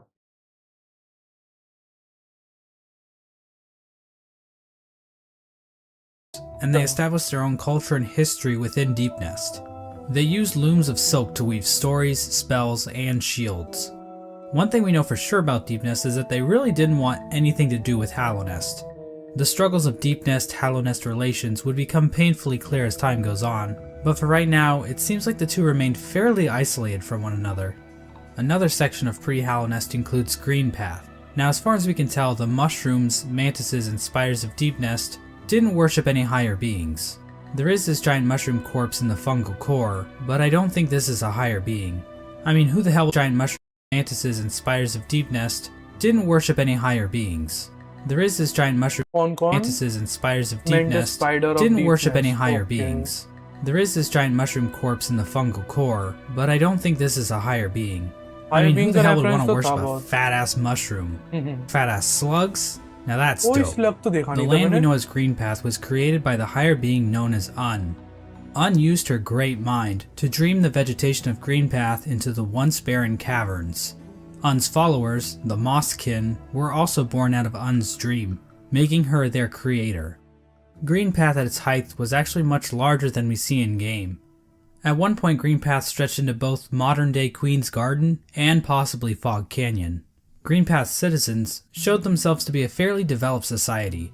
They built a temple at the Lake of Un in order to worship her, and they even had their own line of defense, with Moss Knights showing proficiency in combat, using हाँ nails lake and of उन पे shells गया as तो था मैं, पर वहाँ पे weapons. कोई slug नहीं दिखा The था. Law of Un continued to remain in effect even after the Pale King arrived, but it seems like they allowed the king to establish a road through their lands, leading travelers to the heart of Hallownest. Hence the name Green Path. Yeah, Team Cherry really racked their brains when naming this area, didn't they? Next, we have the bees. And while there is no lore on how these bees can turn into fucking drills, or how they can ignore all known laws of aviation, we do know how they reacted to the Pale King. These इन्होंने bugs बहुत रुलाया decided था. to steal their Hive Night hive बहुत from the दूर rest था of the ना. world, with only इन सबको भाई hive night बहुत दूर था रेस्ट पॉइंट से. उस पे मरते थे तो बहुत दूर से जाना पड़ता था. जैसे वो सोल टायरेंट बोला, सोल मास्टर, उसका भी मतलब रन बैक बहुत बड़ा था. तो ये बहुत दिक्कत देती थी, बड़ी वाली और छोटी वाली बीज, ड्रिल वाली. Control bees being able to enter and exit the hive. So yeah, the bees are pretty much pointless in this story. And finally we have the moth tribe. In-game, the only moth settlement is in the resting grounds. But the tribe might have also inhabited the Crystal Peak at one point. इनके Now, as we खत्म all हो know, गए थे ना moths सारे in real life are just complete assholes. As for the moths in Hollow Knight, well, it's a bit complicated. The moth race is described as being a rather pacifist group, with few ever choosing to take up a weapon. During the Pale King's reign, the moth race delved amongst dreams and the dead, displaying the importance of remembering those who have passed, as well as learning how to shape dreams themselves. Similar to the Mothkin, the moth tribe was born from a higher being known as the Radiance. Oh The अच्छा, moth Radiance tribe moth was था. born मुझे तो पता ही नहीं थी ये वाली बात. from a higher being known इसके तो मतलब सारे फिर तो खानदान खत्म हो गया था. अकेला था, फालतू में पंगे ले रहा था. इसे भी खत्म कर दिया हमने तो एंड में. बस अब सीरी बचा है. सीरी नाम था ना उसका. as the Radiance. The Radiance is described as being a light in which the moth tribe basked, so she was basically a giant lamp to them. Another important aspect about the Radiance is her ties to dreams and a substance known as essence. Essence are the remains of wishes and dreams, and are represented in-game by these dreamcatcher particle effects. Essence can take the form of whispering roots, as well as dream ghosts, both of which are memories taking root in the world. The Radiance appears to be a creature made of essence, but she isn't the only higher being to give off essence. Un has green particles, the Pale King has grey particles, and this sexy character named Grim gives off fiery red particles. However, the Radiance appears to be the main god when it comes to dreams, even if other gods also dabble in the dream realm. Getting back to the Moth tribe, it is their interaction with the Pale King that we need to discuss. Basically, the Moths turned their backs on the Radiance completely in order to worship the new light that had appeared, the Pale King's light. So yeah, Moths are assholes in this game too. With her tribe forsaking her, the Radiance became a forgotten memory, a remnant of the past, and a thing that's definitely not going to come up again later in this video. And so the Pale King's new kingdom was established again later in this video. And so the Pale King's new kingdom was established, Hallownest. But there is one aspect of Hallownest that we need to discuss. Unfortunately, to better understand this, we're going to have to read some poetry. In wilds beyond they speak your name with reverence and regret. For none could tame our savage souls, yet you the challenge ये तो met. Hollow night के Under statue पे Palest थी. watch you taught, we changed. Base City of instincts were Tears, man. redeemed. A world you gave to bug and beast as they had never dreamed. This is from a poem titled Elegy for Hallownest, written by Motomon the Teacher. The poem appears at the beginning of every playthrough, and hints at what the Pale King and his kingdom offered. Much of the land outside of Hallownest appears to be a wasteland, where bugs survive off of instinct, without the burden of mind. Hallownest somehow taught these bugs and tamed their savagery. Basically, the Pale King changed the instincts of his subjects and granted them higher thought. To get a better picture of this, let's look at two different characters, Boone and Tuck. These adorable panda bug things give us a clear display of Hallownest's effect. While both appear to be the same species of bug, a clear display वाड़ा बीन रहा था. of Hallownest's effect. While both appear to be the same species of bug, Boone is dumb as a sack of rocks, struggling to string together words, while Tuck speaks fairly clearly. The main difference between these two characters is that while Boone lives outside of Hallownest, Tuck lives beneath the city's capital. Basically, it appears as though Hallownest is a literal holy ground that raises the intelligence of those who dwell within. The Pale King established a path, starting from the kingdom's entrance in King's Pass, winding through Greenpath and the fungal wastes, and finally ending at the massive capital at Hallownest's heart. We now know the capital city as the City of Tears, but that was likely not its original name. The rain that falls down onto the city from the blue lake above didn't begin until after the kingdom collapsed. So unless the capital was originally named by some edgy literature student, the name City of Tears wouldn't have made much sense.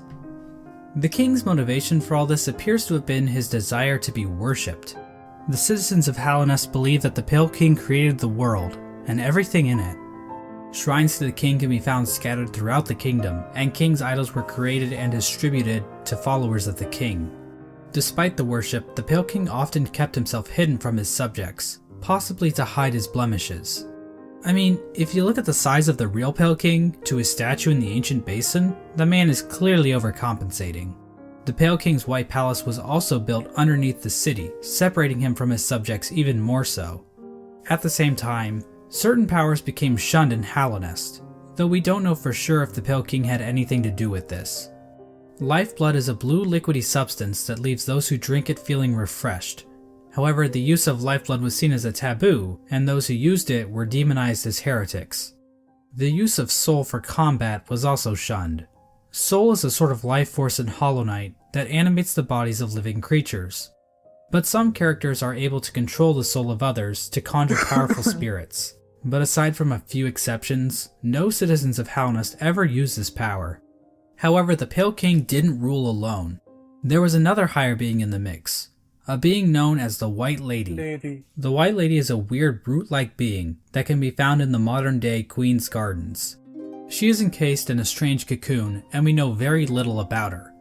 With as much exposition we get for the Pale King, there is next to nothing on the White Lady. But one thing we do know is that she likes to breed. Like a lot. The White Lady would often retreat to the Queen's Gardens, an area of land once controlled by the Mosskin. How exactly she walked around and actually went places is a lore question too deep for even my expertise. The White Lady is also known as a pale being, along with the Pale King. What exactly are pale beings? Well, we don't know for sure, but they seem to stand out even amongst higher beings, as being even more powerful. I know that's a little confusing, so let's try using an example. I'd say that regular higher beings are like a TP-Link Archer C7 AC1750 wireless dual-band gigabit router, while pale beings are like the Asus RT-AX88U AX6000 dual-band 8X gigabit Wi-Fi router. Under the Pale King, Hallownest underwent a bit of an industrial revolution. He ordered the construction of the stagways, which were used to transport passengers and goods. The Forgotten Crossroads and the storerooms above the City of Tears were used to store goods that traveled along these stagways. The king also ordered the construction of the tramways, because literally no one is safe from the threat of automation. A tram was built between the Forgotten Crossroads and the resting grounds. A second tram was built from the kingdom's edge across the ancient basin over to Deepnest.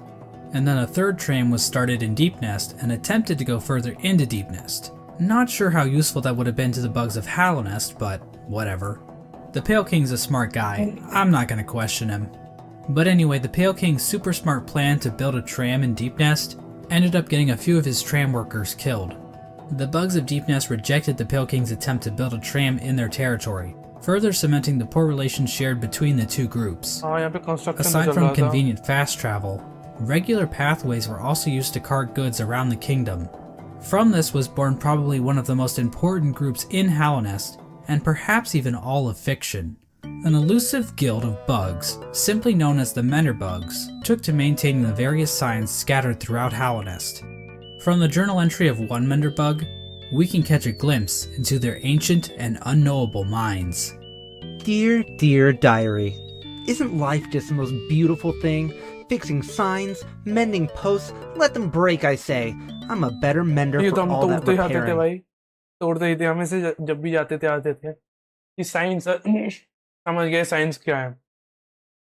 ये science वो होते हैं ना, जैसे एक तो strike station का sign भी था, बैठने वाले साइन की भी थे, अच्छे उसने बनाए I ये। sometimes doubt there's a single bug in all of Hallownest happier than me. Another example of the Pale King's expanding infrastructure is the Crystal Peak. This area is filled with crystals that grow rapidly along walls, ceilings, and even the shells of certain bugs. These crystals were considered valuable to the bugs of Hallownest, resulting in large-scale mining efforts. We don't actually see the crystals used anywhere else in Hallownest, but they are said to contain a sort of energy. The crystals are also said to sing if you listen very carefully.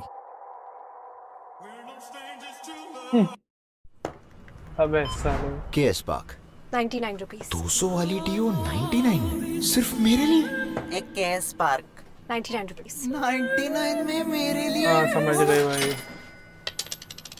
Sorry boys, KS Park deals अब सिर्फ 99 rupees में सबके लिए. What will I learn for 9 rupees? Number one thing that पंचित you're going to भाई get at क्या 9 rupees is तुम्हारे you're going to be दूसरे a account से एक और certified व्यूअर है AI क्या tools and ये AI agents expert. वो अकाउंट से खोल रखा है क्या आपने In terms of military, Hallownest's first line of defense appeared to be a group simply known as the Five Great Knights. The members of this esteemed coalition were simply known in terms of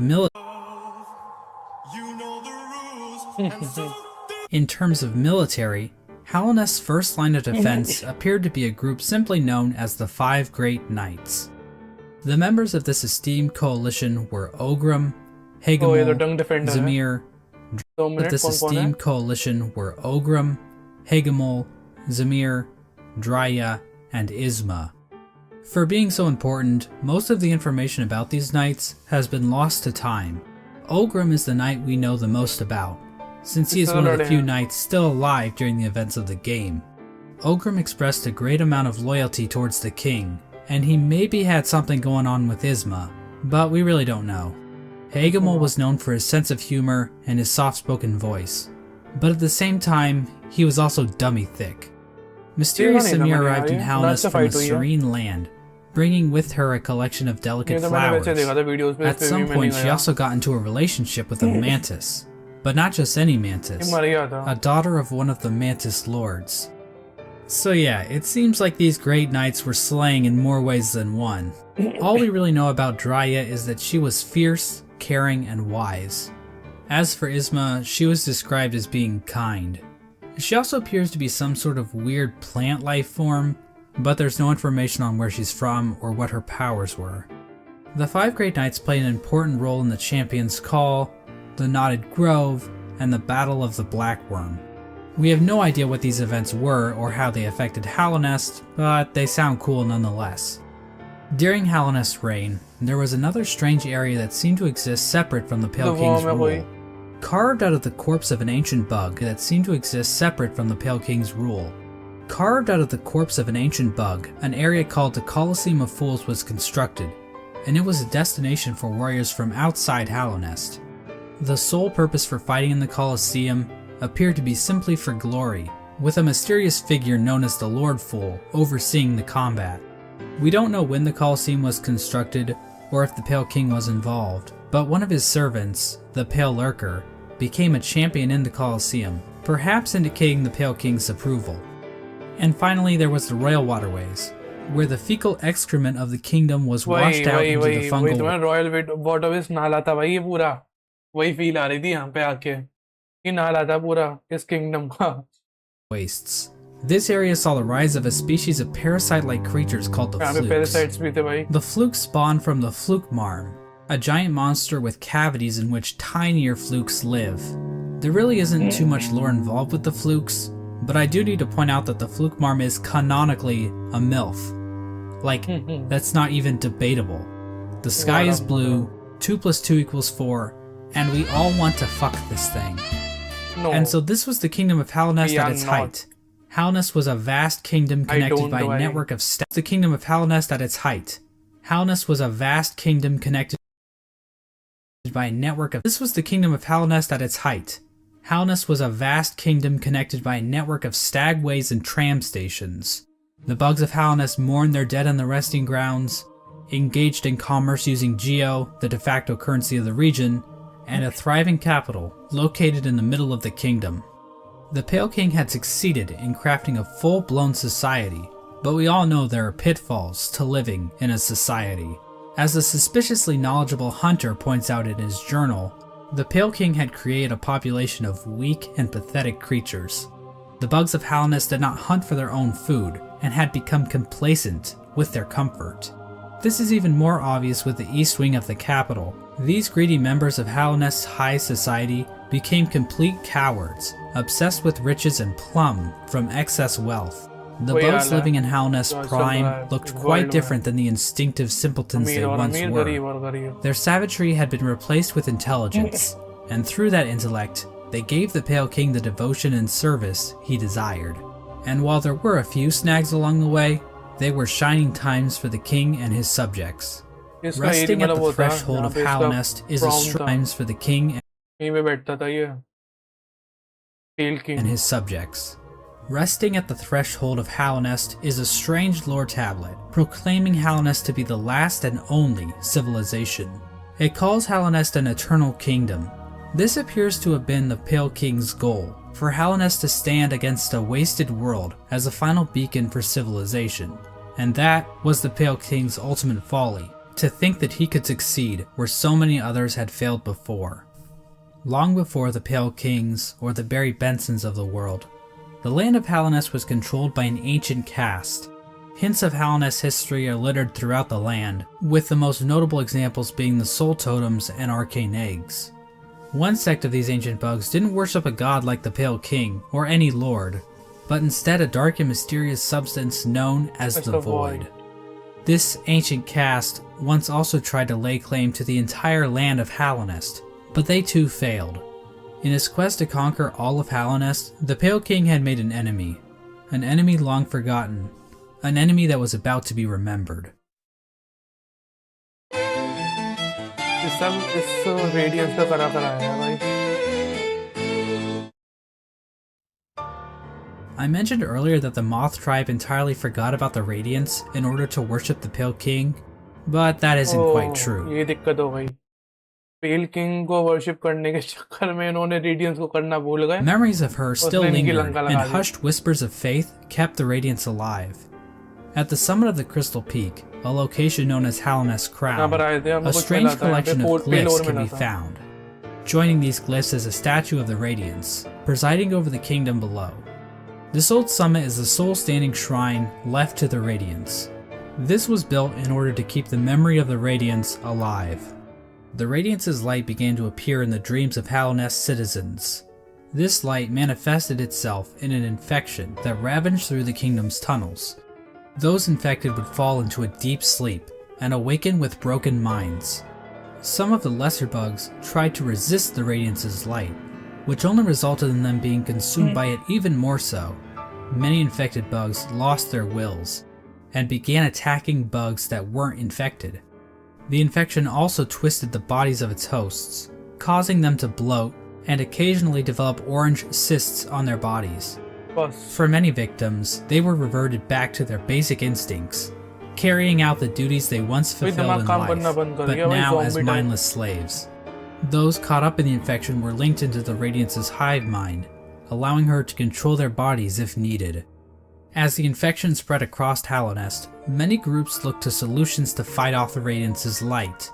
The gates to the City of Tears were closed in an attempt to keep the infection from reaching the city. The stagways were also shut down at some point, and many of the stags eventually died out, but some took more proactive efforts against the infection. The scholars of the Soul Sanctum decided to harness the power of Soul in an attempt to fight the infection. This resulted in the deaths of hundreds of bugs, whose souls were sucked out and injected into the bodies of the scholars. Their goal was to achieve some kind of pure focus, which would somehow protect them from plagues of the mind. The scholars' leader, the Soul Master, was driven mad by the sheer power of Soul, and his entire sect failed to avoid infection. But hey, at least they took as many innocent people down with them as they could. The Mantis tribe, showing a stronger will than the common bug, were able to stave off the infection. However, one of the 4 Mantis lords turned against his sisters. He and his followers. However, one of the 4 ज्यादातर जो उसमें लोग थे वो mantis जैसे थे, mantis Lord से relate कर रहे थे। Mantis lords turned against his sisters. Lord, He and his followers took in the infection willingly, as it gave them more strength than sisters. He and his followers took in the infection willingly, as it gave them more strength and courage. At some point during all this, the Traitor Lord and his followers were exiled from the Mantis village, eventually taking up residence in the Queen's Gardens. The Traitor Lord's daughter ended up dying at some point. This is the same Mantis that was in a relationship with Zamir, one of the 5 Great Knights. But the Mantises rejected their union because of Zamir's outsideness. As a gamer, this type of prejudice is all too familiar, and honestly, it makes me sick. With the 5 Great Knights completely useless to fight against the infection, the Pale King devised his own scheme. a scheme involving a strange substance known as void.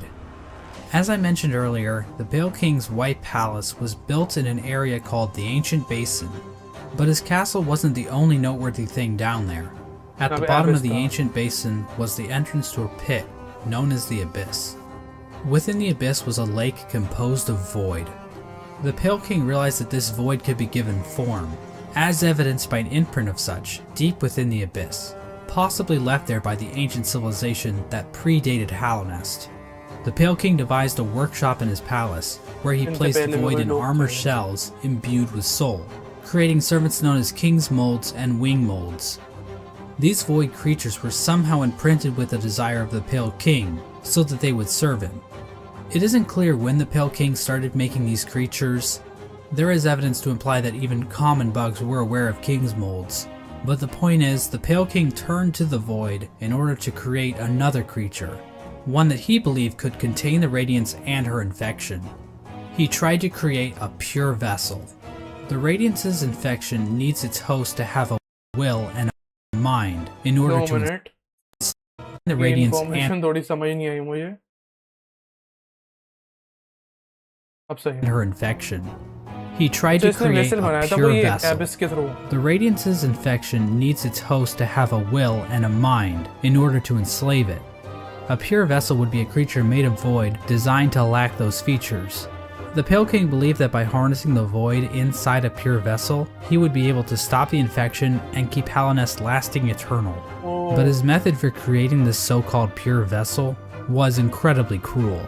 This is where the White Lady and her King Kong-sized libido come into play. These two higher beings engaged in a union of some kind, resulting in the creation of several eggs that were dropped down into the abyss. There, the void seeped into these eggs, corrupting the offspring of the Pale King and the White Lady. This act resulted in these eggs dropped down into the abyss. There, the void seeped into these eggs, corrupting the offspring of the Pale King and the White Lady. This act resulted in the creation of the vessels. The vessels are not technically considered to be alive. They are shells created from the Pale King and White Lady that have been filled with the void. Within each vessel is a shade, a completely void being hidden behind the face of the vessel. Vessels are also non-gendered, I guess because they're dead or something? I'm not sure if that's how that works, but whatever. I'm not an expert on these kinds of things. I don't work at ICE anymore. Thousands of vessels were created during this process, but only one was chosen as the pure vessel. This particular vessel, chosen by the Pale King, was deemed the Hollow Knight, and was taken away to the White Palace. अच्छा, जो पहले हमें वो scene दिखा था ना जब हम वॉइड हार्ट लेके ऊपर जा रहे थे, तब ये था हॉलो नाइट था ये. Was deemed the Hollow Knight, हम भी मतलब छोटे से थे जब हम अभी फाइट करी हमने, हम छोटे ही थे इसमें. Taken away to the White Palace. But I want to take a bit of a closer look at this part of the story. There are a number of questions and theories surrounding this moment that I really want to dig into. The big question surrounding this moment is, why was the Hollow Knight chosen over any other vessel? One common theory is that the Pale King took these vessels back to the White Palace and evaluated them using his giant collection of buzzsaws. This theory is probably the least likely explanation. It kinda exists just to explain the buzzsaws, which is quite the mystery, I'll admit, but doesn't really mesh with the vessels very well. How does being good at Super Meat Boy prove that you are a worthy vessel? And while thinking about logistics in a game about magic bugs is never a good idea, how exactly did the Pale King transfer these thousands of vessels to his palace without characters like the Dung Defender finding out? So this means that the Pale King probably made his decision without taking any of the vessels out of the abyss. So how did the Pale King make his evaluation? I think the best explanation comes from a theory I originally heard from a user named Golden Flower Fan. Basically, the vessels were hatched down at the bottom of the abyss, and the first one to make it to the top was chosen by the Pale King. In a memory of this event, we see vessels falling from above back down into the pit of the abyss. Perhaps these vessels weren't being cast down into the abyss, but fell while trying to escape out of it. The lore tablet outside the abyss appears to support this theory. It reads, "Our pure vessel has ascended. Beyond..." तो फिर hornet और जो हम थे, shadow था, जो भी था, वो कैसे बचे फिर? "Lies only the refuse and regret of its creation. We shall enter that place no longer." This tablet was likely written right after the Hollow Knight was chosen, considering that is when the entrance to the Abyss was sealed off. The tablet proclaims that the pure vessel has ascended, or in other words, climbed out of the Abyss. And while cut content should never be considered canon, I would just like to point out that an earlier version of this tablet, found in the game's code, was even more explicit about this. It read, "From below, our pure vessel has ascended." But how does making it to the top of the Abyss first prove that the Hollow Knight is somehow a perfectly hollow vessel? Well, I think this whole concept might just be a misconception. What if the Hollow Knight wasn't any different from the other vessels? All the vessels were made in the exact same way after all. The idea that the Hollow Knight was somehow more hollow than the other vessels comes from the fact that there were so many vessels created in the first place. If they only needed one, then why create so goddamn many? I mean, this is like Octomom on steroids. Well, these are bugs we're talking about, so it would make sense that multiple offspring would come from one egg. And it might have been a precaution to produce multiple vessels in hopes that at least one would be able to successfully escape the Abyss.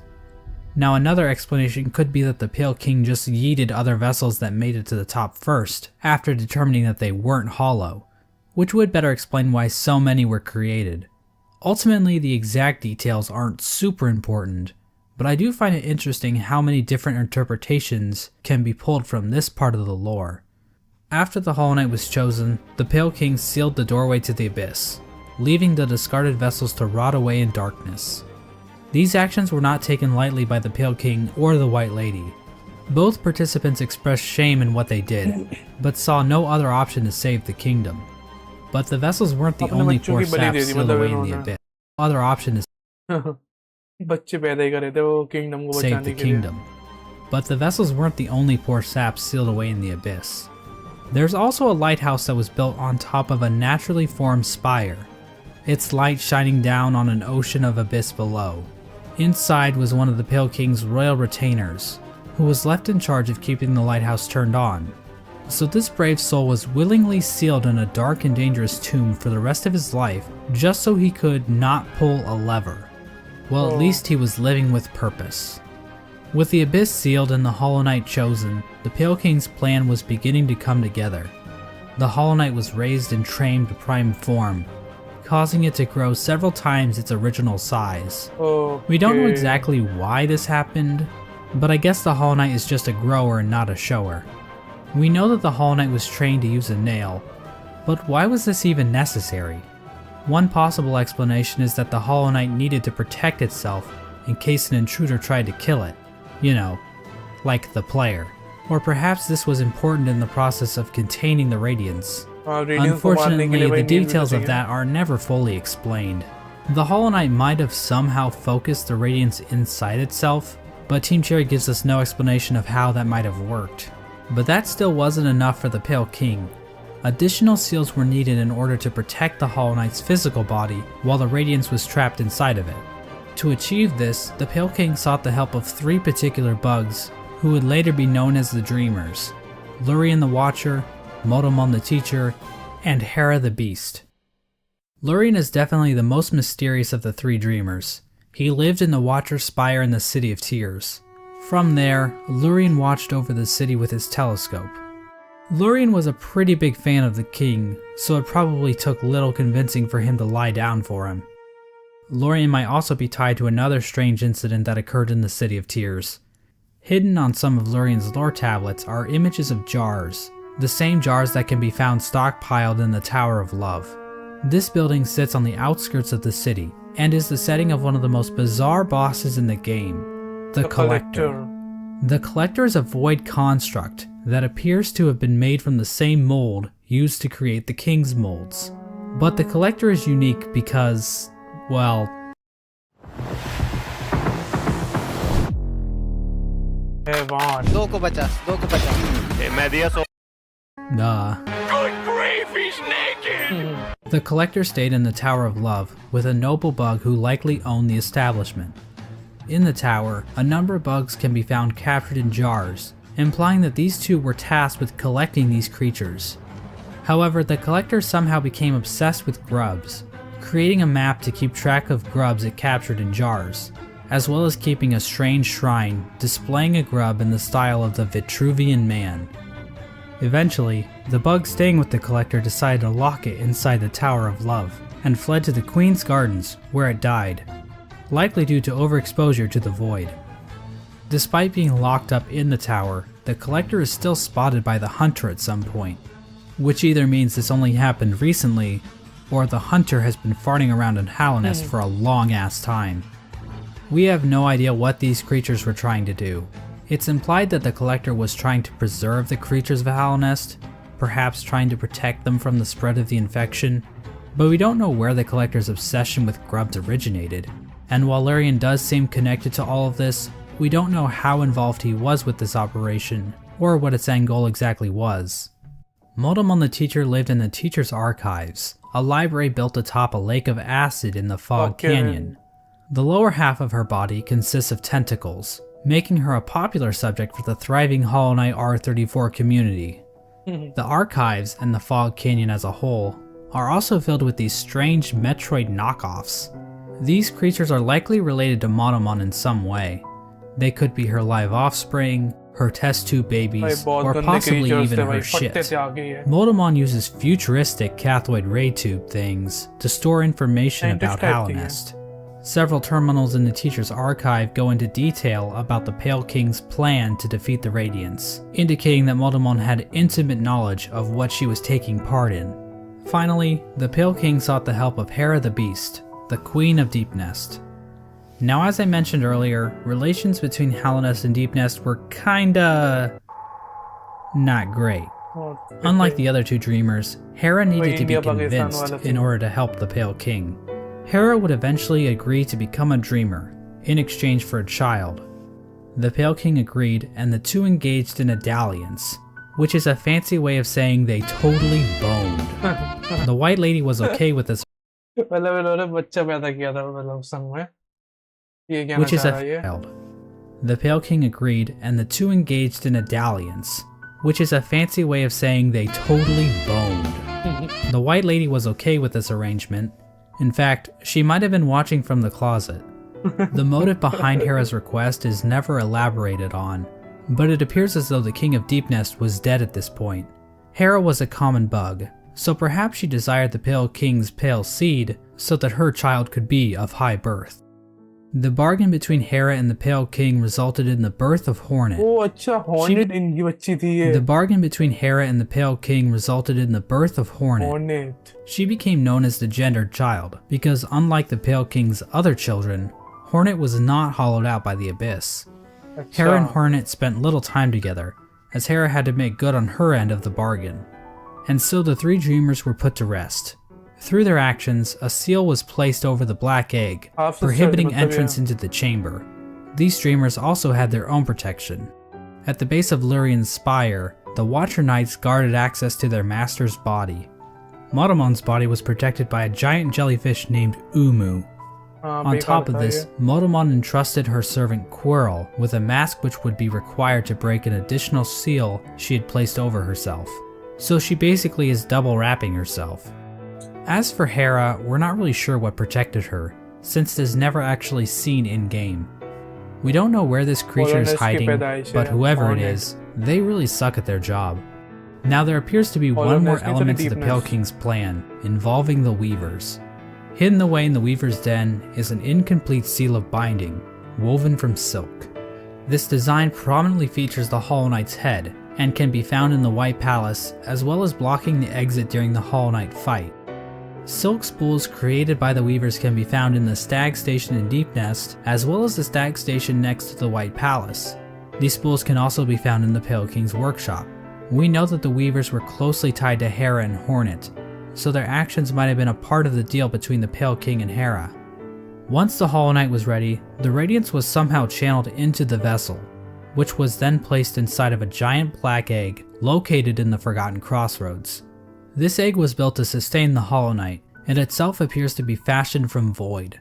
The Hollow Knight was chained up, and the entrance to the black egg was locked behind a powerful seal created by the three dreamers. Initially, this convoluted plan actually worked, and the infection was successfully contained.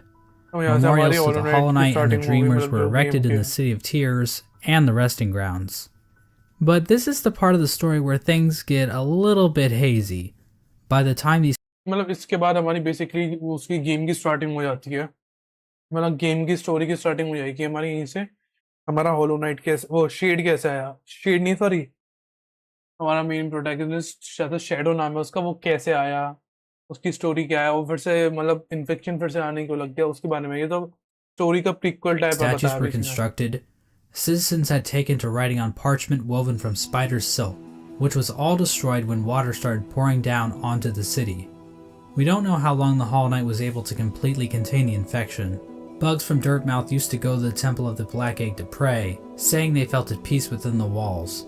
But after a while, they stopped going, perhaps indicating that the infection was beginning to leak out again. The infectious air continued to seep through Hallownest for years, eventually even reaching the deepest parts of the kingdom. As it turns out, the Pale King's pure vessel wasn't quite so pure after all. The Hollow Knight had been tarnished by an idea instilled. While the game never explicitly tells us what that idea was, it does hint strongly at what it might be. Hidden away in the White Palace is a memory showing the Hollow Knight and the Pale King sharing a moment. The Hollow Knight might have developed a parental bond to the Pale King, and who could blame it? The Pale King is a pretty great dad after all. You know, if you ignore the infanticide and everything. Remember those smug mushroom dickheads?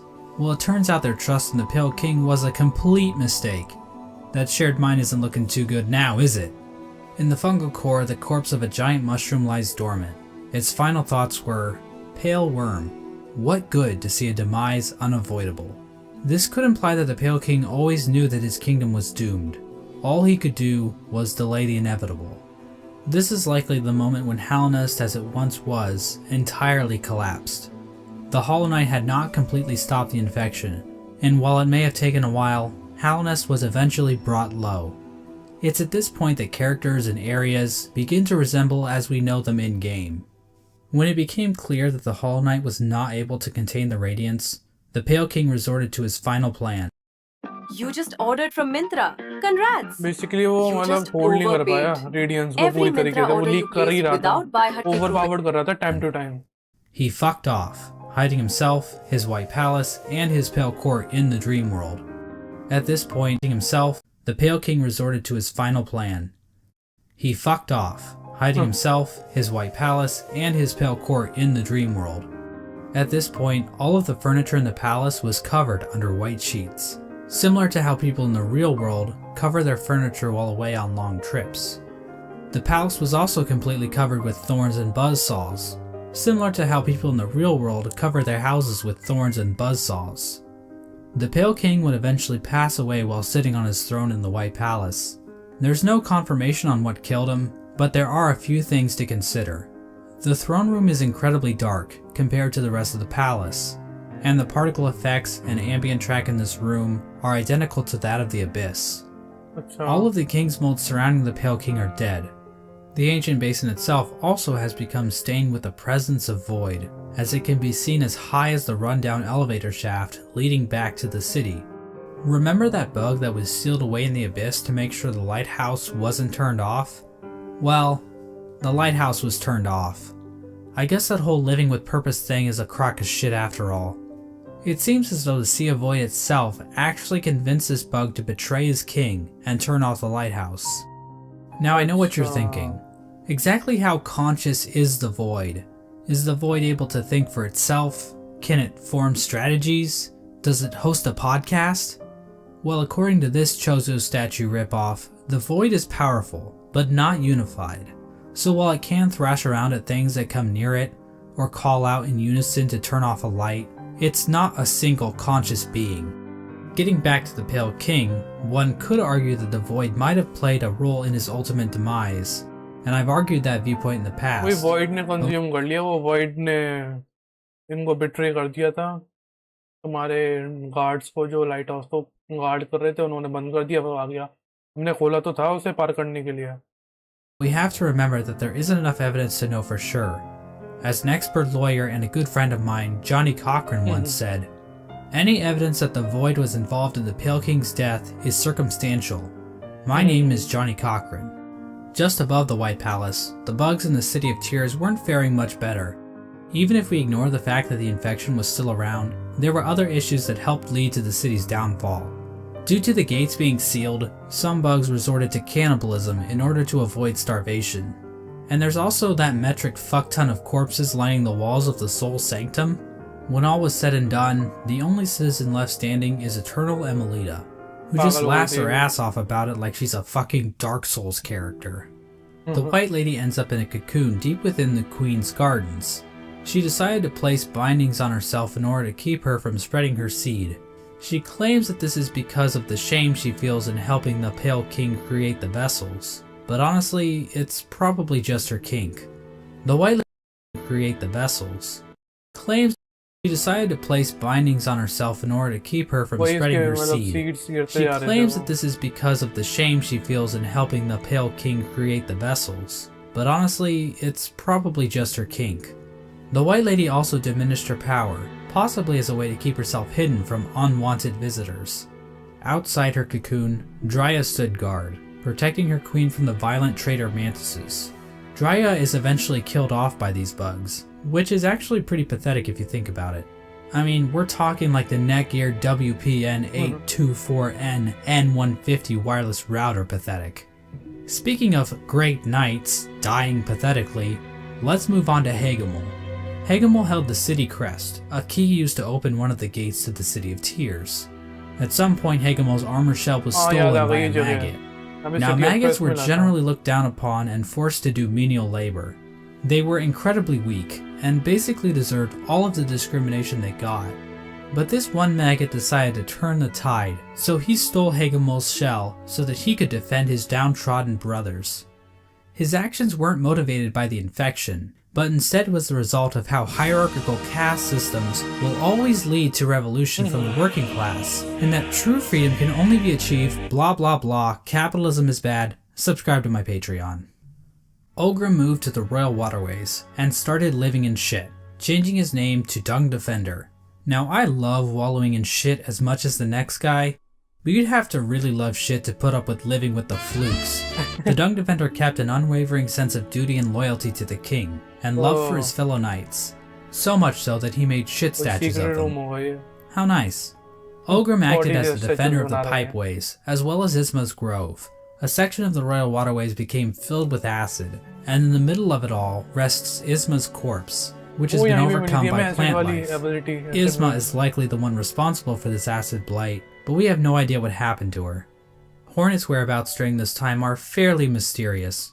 We know that she departed Deep Nest and didn't return until the events of the game. At some point, she took to guarding Hallownest from intruding warriors, as well as the cast-off shell in the Kingdom's Edge. Despite the Kingdom's woes at large, fortunately this fate did not befall one of the fandom's favorite characters. The Menderbugs continued to fix the broken signs and wayposts of Hallownest. From a diary entry, we can see that one Menderbug in particular had found himself on the precipice of a long and loving relationship. Hello again, diary. Not long now until the next Minder Bash. For us stealthy types, we're a riotous bunch when we get together, and Minderberry kept flashing me that smile. It might be time to muster my courage and act on it. I love my home and my life, but sharing it with another? Why, that'd be the berry on top. Greenpath also underwent some changes during this time. The Mosskin were waiting for Un's call, which would bring them back into the dream they were originally born from. But for some reason, Un's strength deteriorated. We don't know why this happened exactly. Was it due to the White Lady claiming part of her kingdom? Was it somehow due to the infection? Some Mosskin believe that Un went into hiding, but it appears as though Un is, in fact, calling to her children. But many of the Mosskin are unable to hear her call. Instead, many Mosskin seem to have taken the Radiance's infection into their leaves, which might explain why Greenpath became overgrown with vegetation despite Un's deteriorating powers. Mossy vagabonds even openly chose to forsake Un and worship the Radiance. Another tribe to be screwed over by the Radiance is the Hive, which fell to the infection after the death of their leader, Hive Queen Vespa. But it appears as though this had little effect on their civilization. The Radiance's Hive Vespa. But it appears as though this had little effect on their civilization. The Radiance's hive mind was already familiar to the bees, since the Hive probably operate under something similar already. So in other words, the Hive probably made out the best in this whole situation. Let's turn our attention back to the moths. After all, it's their god that keeps killing everybody. Well, the moth tribe didn't fare too well actually, as pretty much the entire tribe died out. The only known survivor is the seer. Despite the loss of her tribe, the seer continued to tend to the graves in the resting grounds, while also waiting the arrival of the wielder, a mysterious being that her tribe has dreamt of for a while. In the kingdom's edge, the land became covered in ash molting off of the worm's decomposing corpse. The Colosseum of Fools continued to thrive. The Lord Fool passed away at some point, but nobody really seems to notice or even care. The fools inside the Colosseum were infected, but nobody really seems to notice or even care. The fools inside the Colosseum were infected, but still seem to have maintained control over themselves. It seems possible that these bugs took in the infection willingly, similar to the Trader Lord and his followers. This would have given them an edge in combat, similar to using steroids, but without the whole shrinking testicles thing. However, even the Trader Lord and his followers went mad, so what makes these fools any more special? As for the Pale King's champion, the Pale Lurker, well, she just went the normal kind of insane. There appears to have been another unforeseen event with the Pale King's plan. When the Hollow Knight was originally chosen, the door to the Abyss was sealed, trapping the discarded vessels within. But apparently, some vessels didn't get the memo. Vessel corpses can be found littered throughout the kingdom. There's one in the Ancient Basin, one in Greenpath, and several trapped in Nosk's lair in Deep Nest. Another vessel that escaped from the Abyss is the player character, the Knight. The exact details on how the vessels escaped the Abyss is unclear. There are indications that they might have slipped into Deep Nest through some old passageway, given void influences in part of the area, and all the corpses found in Nosk's lair. At some point, all entrances to Hallownest were closed off, with the old well and Earthmouth being the only way to sneak back in. Despite this, several people have wormed their way into the kingdom, with few ever returning. Characters like Relic Seeker Lem seem content to just pillage artifacts from the ruined kingdom, but other bugs seemed interested in something greater. In the Howling Cliffs rests the corpse of a member of the Grim Troop. The task of this bug appears to have been to seek out Hallownest, so that the troop might be summoned to the kingdom in the future. The Grim Troop are basically a group of bugs that serve a higher being known as the Nightmare Heart.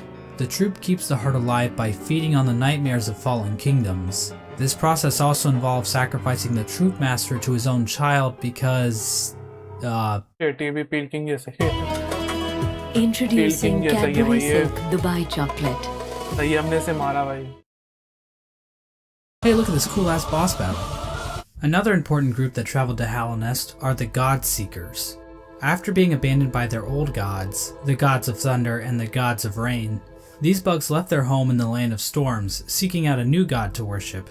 The God Seekers looked to gods to save them from their own silent mind.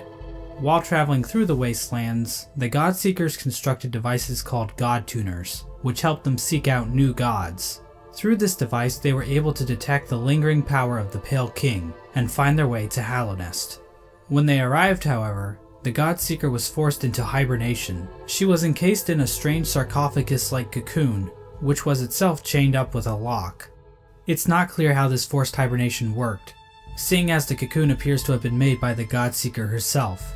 As for who put the cocoon in chains, I think the most likely candidate is the Dung Defender, considering how the God Seeker's cocoon is found in the junk pit in the waterways, an area the Dung Defender has tasked himself with protecting. This was the general picture of Hallownest after the Hollow Knight was sealed inside the Temple of the Black Egg. The kingdom was stuck in a kind of stasis, with the Pale King civilization destroyed and the Radiance unable to break free from her chains. The Pale King was rebelling against nature, trying to keep his work standing indefinitely. The stasis over Hallownest held for an age. How long is that exactly? Well, we have no idea. As I'm sure you've noticed, there really isn't a timeline for anything that happens in this game. We also have no idea how long any of these bugs can actually live. Elderbug wasn't around to see the stagways open, but we know several other characters were, implying that Elderbug is probably one of the youngest characters in the whole game. But this stasis over Hallownest wasn't going to last forever. At some point, the Radiance erupted out of the Hollow Knight, cracking its shell and releasing a loud and powerful roar. The amount of infection leaking out of the Hollow Knight became even greater. The many corpses that line the roads and cities of the kingdom sprang to life with the amplified power of the infection. This strengthened infection prompted the departure of the Weavers back to their old home. Now this old home might actually be Farloom, the kingdom in which Hollow Knight Silksong takes place. But the amount of knowledge we have about Silksong right now is pathetic, so I'm not saying that's confirmed or anything. This is also around the time that Quirrell arrives back in Hallownest. But home might actually be Farloom, the kingdom in which Hollow Knight Silksong takes place. But the amount of knowledge we have about Silksong right now is pathetic, so I'm not saying that's confirmed or anything. This is also around the time that Quirrell arrives back in Hallownest. His memory of Motomon appears to have been clouded due to his time outside of Hallownest. These events are depicted in the Quirrell prequel comic, which also shows an image of the Hollow Knight with a pre-cracked shell. This could mean that Quirrell's arrival happens roughly the same time the Hollow Knight's shell cracks. At around the same time Quirrell arrives in Hallownest, we also see the arrival of the player character, who is commonly referred to as the Knight. The Knight was one of the lucky vessels that was able to make its way out of the abyss. Somehow the Knight ended up venturing beyond Hallownest and into the wilds beyond. It's implied that the Knight was called to Hallownest by either the sealed Hollow Knight or the Radiance within. Regardless, once the Knight shows up and yeets itself off this cliff, the actual game of Hollow Knight finally begins. Now, there's a lot of details we could get into. Hallownest is full of NPCs and bosses, each with their own stories to tell. But to be honest, I don't think we need to go through all of them, since their stories are relatively straightforward. For example, let's look at the Brooding Moloch. So why is the Brooding Moloch brooding? Because all its friends are dead. Oh. And there you Maybe go. infected, That's the lore for the Brooding Moloch. Also, it's the only character in the game with a visible asshole. Now, did you really need me to explain that to you? Probably not. So instead, I'm just going to talk about the interactions relating to Hollow Knight's main story. The Knight is eventually noticed by Hornet, who lures it deep into Greenpath. There, Hornet attempts to kill the Knight, claiming that she knows what it would try to do. At this point, Hornet views the Knight as being too weak. After the fight, Hornet can be found in the City of Tears, next to the statue of the Hollow Knight. Hornet mentions that the Knight has gained a resilience, due to the time it spent in the void beyond Hallownest. This could be referring to the fact that some of those who leave Hallownest lose their memories, meaning the Knight would have no memories of its own tragic conception. Hornet tells the Knight that if it seeks to continue the stasis that keeps Hallownest standing, it must seek the Graven Ash, which is referring to the Kingdom's Edge. At this moment, Hornet sees the Knight as a possible replacement for the Hollow Knight. Basically, the Knight could break the seals that keep the Hollow Knight locked away, defeat the Hollow Knight, and contain the infection itself. It's at this point that I should mention that Hollow Knight actually has 5 different endings, because of course it would. I'm going to be explaining each of these endings in this video, as they each give us a different glimpse into the mechanics of Hollow Knight's world. Now, to get the easiest ending to Hollow Knight, Hornet's instructions to go to the Kingdom's Edge can be ignored completely. If the Knight stumbles upon the resting grounds, the 3 dreamers will appear and cast the Knight into the dream realm. There, the 3 dreamers can be ignored completely. If the Knight stumbles upon the resting grounds, the 3 dreamers will appear and cast the Knight into the dream realm. There, Seer will come to the Knight's rescue and grant it the Dream Nail, a special blade that can tear the veil between the real world and the dream world. With the Dream Nail, the Knight can venture to the resting places of the 3 dreamers, curb stomp their asses, and unlock the entrance to the Black Egg. Inside the egg, the Knight finds the Hollow Knight chained up, silently watching over it. Once the chains are broken, the Hollow Knight screams with that familiar Radiance roar and pursues the Knight. As the fight progresses, the Hollow Knight starts trying to kill itself, Quirrell style. But then the Radiance starts using the Hollow Knight's body to perform her own attacks. Once defeated, the Hollow Knight begins to spew infection all over the place. The Knight can then focus the infection into itself. This results in the first ending of the game, called Hollow Knight. In this ending, the Knight usurps the Hollow Knight, prolonging the stasis over Hallownest.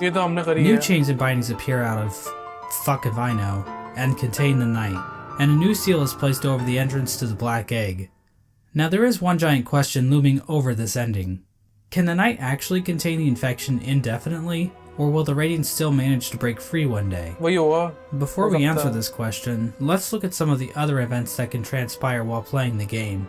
If the player chooses to go to Kingdom's Edge, Hornet will challenge the Knight one last time, as a final test of strength. After her defeat, Hornet allows the knight to access the cast-off shell, where the Pale King was originally hatched. By interacting with this egg, the knight's shell is marked with the king's brand, technically making the knight the new ruler of Hallownest. With the king's brand, the knight can now open the entrance to the abyss and discover the place of its birth. When leaving the abyss, the knight can encounter Hornet again, where for the first time, Hornet suggests that there are actually two outcomes the knight can enact. She tells the knight that it can either prolong Hallownest's stasis, or face the heart of the kingdom's infection. Within the knight, Hornet sees a chance for change. Instead of just replacing the Hollow Knight, Hornet believes that it may be possible to get rid of the infection completely by using the void inside of the knight. After visiting the abyss and obtaining the Shade Cloak, the knight is capable of reaching the White Lady, hidden away in the Queen's gardens. The White Lady tells the knight that she has been awaiting a vessel to accept a gift, that gift being one half of a charm called the King Soul, which she claims will give the knight more power. The White Lady goes on to explain that she can feel the weakening of the Hollow Knight within her roots. She tells the knight that it is free of the blemishes that made the Hollow Knight a flawed vessel. From this dialogue, it is implied that the knight truly is a pure vessel, capable of containing the Radiance successfully. But it's not quite that simple, so we're gonna have to dig a bit deeper into this. Basically, we're gonna need to answer a simple question. What exactly does it mean to be a Hollow Knight? Despite the White Lady's words, we have a number of instances where the characters and item descriptions mention that the knight has a will, and maybe even a mind. But from the Pale King's dialogue when describing the Hollow Knight, it is stated that a pure vessel has no mind or will. So is the White Lady wrong? Or maybe even lying?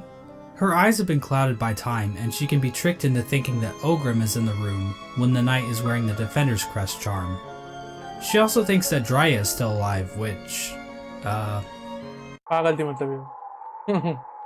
So maybe the White Lady is just senile.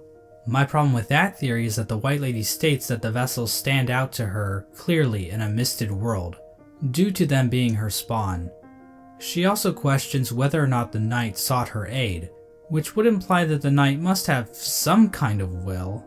So for whatever reason, the White Lady thinks the knight is still capable of containing the Radiance, even if it's still able to make decisions. After all, the Hollow Knight was considered pure, but they still taught it how to wield a fucking sword. I mean, if the knight were truly and completely hollow in a literal sense, it probably shouldn't even be able to walk, or draw a map, or open a goddamn bank account.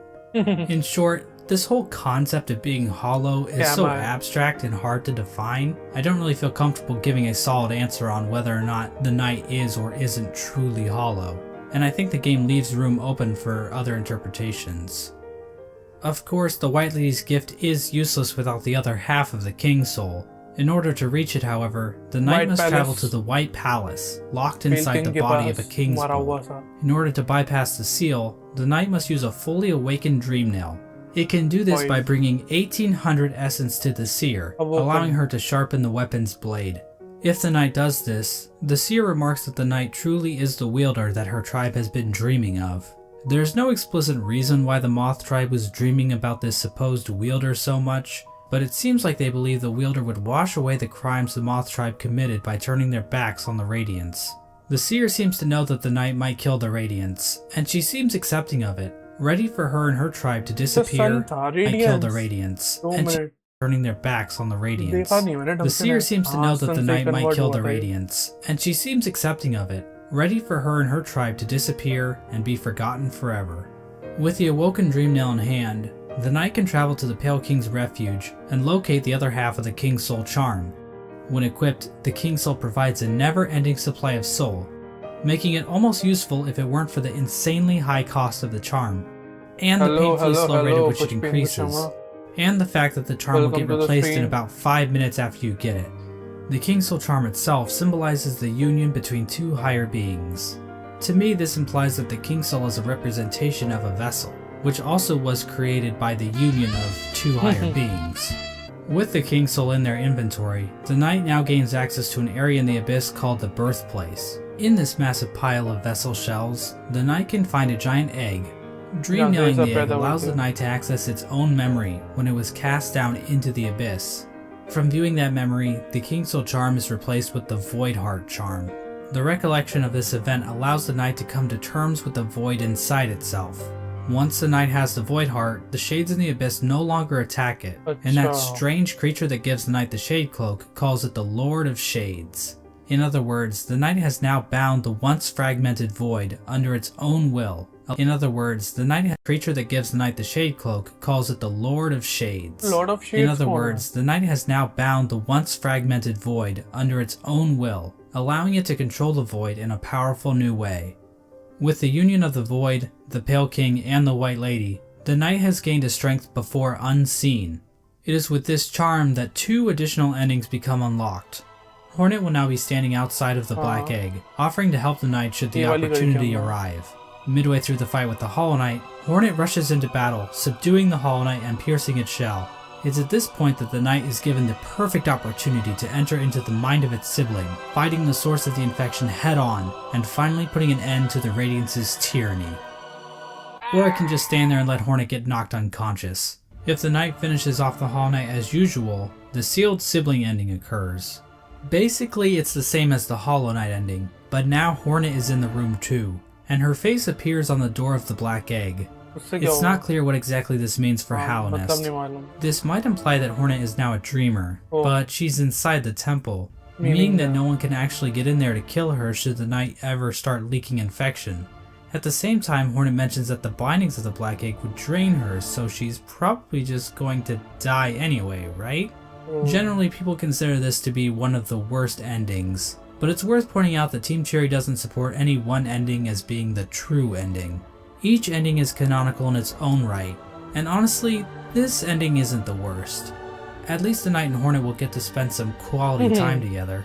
If the knight does dream of the Hollow Knight, it will be taken to an arena where it can finally fight the Radiance head on. But the knight isn't alone, as the other shades from the Abyss will appear in order to help corner the Radiance. Eventually the Radiance gets trapped in the tendrils of the Void. The knight bitch slaps her a couple times, and then the Radiance is consumed into the darkness. The Black Egg then appears to turn to shadows and the Void seeps down into the ground. Hornet awakens to find the knight's broken shell lying on the floor. We get one final shot of the shades in the Abyss going to rest, and the game is over. This ending is called the Dream No More ending. The Radiance is gone, and Hallownest is finally free from her infection. पांचवी ending कौन सी है? 4 तो समझ में आ गई। 4 या 3 आई हैं अभी तक। I think 3 हुई हैं अभी तक। Now I think it's fair to ask a few questions about how the Dream No More ending comes about. When the Hollow Knight was initially chosen to become the pure vessel, the Abyss was sealed up and the rest of the vessels were left to rot away. But somehow, vessels ended up outside of the Abyss, and then one of those vessels was used to replace the Hollow Knight. Exactly how much of this operation was planned, if at all? The White Lady was waiting for a vessel. Did she have any communication with Hornet? Hornet was guarding the King's Brand, the only way for a vessel to enter the Abyss. How did she know it was necessary to guard the King's Brand from weaker vessels?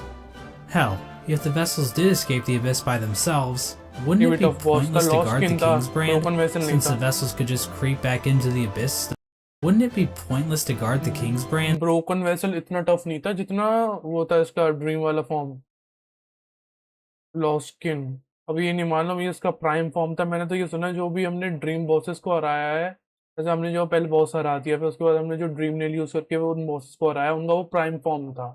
तो ये नहीं पता नहीं क्या broken vessel था ना ये, तो मे बी उसका प्राइम फॉर्म होगा। पर दोनों इन्फेक्शन से इन्फेक्टेड थे भाई, ये चीज नोटिस करी थी, दोनों ही इन्फेक्शन से इन्फेक्टेड थे। Since the vessels could just creep back into the Abyss the same way? I'm not going to provide any good answers to these questions, because God forbid I answer anything in this entire video.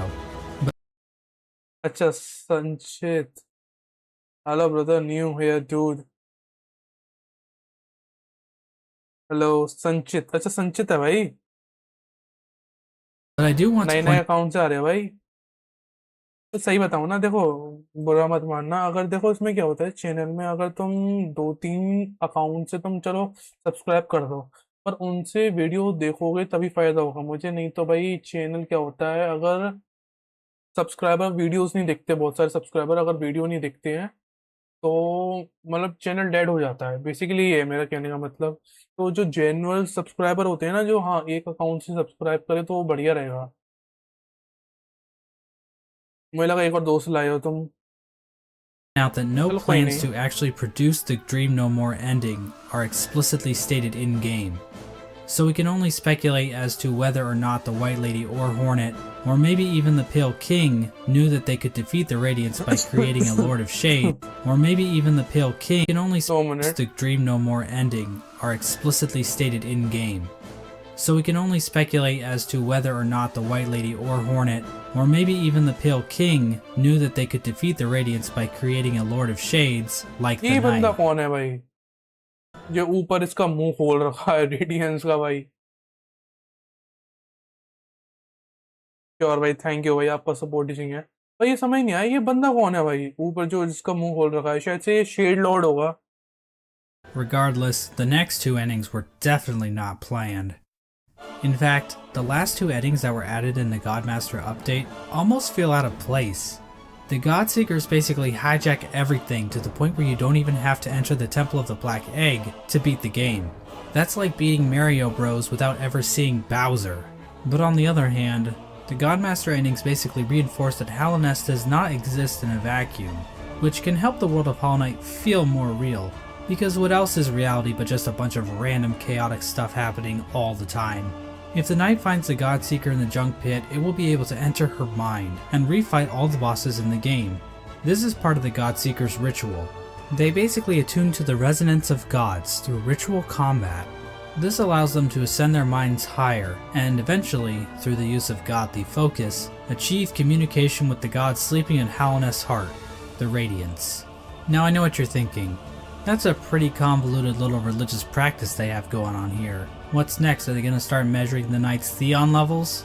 It's pretty complicated, but the point is, these Godseekers have some serious capabilities to fuck things up in Hallownest, as we're about to see. As the knight makes it further and further through the four pantheons, the Godseekers get closer and closer to making contact with the Radiance, locked away inside the Hollow Knight. At the end of the fourth pantheon, the Radiance makes herself aware in this strange reunion cutscene between the vessels. But she isn't the only one to make an appearance. The Void itself appears to go on the attack, rising up to meet the Radiance's call. It's at this point that the final challenge, the Pantheon of Hallownest, becomes available. The Godseeker finally acknowledges the knight as being more than just a simple cringer, and they begin to watch the knight more intently. After defeating like a bazillion bosses in the final Pantheon, the knight finally comes face to face with the Absolute Radiance, a stronger, more enhanced version of the game's final boss. A stronger, more enhanced version of the game's final boss. Finally, the stage is set. After roughly 40 minutes of intense agony and tedious boss battles, the knight has finally reached the ultimate enemy responsible for the destruction of Hallownest. Truly, this will be a battle for the ages. But first, let's check in on our old pal Menerbug. As it turns out, he's still alive when the knight arrives in Hallownest, and he's still fulfilling his duty after all this time. Let's take one last look at his diary. My lovely diary. Someone's gone and broke my favourite sign, right there at the top of the crossroads. Keeps happening too. But you know, I just can't get mad about it. I should be thanking them, really. More chances to fix that beautiful, complex sign. And I've stocked up on spare parts, so I've no fear it'll ever stay broken for long. Unfortunately, the only way to ever read the Menerbug's diary is to kill him in cold blood. I'm not sure why Team Cherry thought this was necessary, but the general consensus on Reddit is that they are bloodthirsty warmongers, so it checks out. But at least Menerbug's last moments will be spent fixing one of his favorite signs in the Forgotten Crossroads. It's comforting to think that his final seconds of consciousness were spent in total bliss, before we sent him hurtling into the infinite chasm that is Oblivion. Well anyways, the alternate fight between the Knight and the Radiance plays out differently than in the vanilla ending. This time around, the Knight is not accompanied by any shades. Instead, after defeating the Radiance, the Knight seems to transform into this monstrosity. Now this creature goes by many names. The God of Gods, the Lord Shade, the Devourer, the Void Entity. But I don't really like any of those, so I will just call him Bill. Bill proceeds to completely annihilate the Radiance in spectacular fashion. We are then treated to the Embrace the Void ending. Bill comes back down from the sky, dropping into the Rest of God home. The Godseeker starts to get pulled into Bill by void tendrils. We then cut to the Godseeker in the junk pit.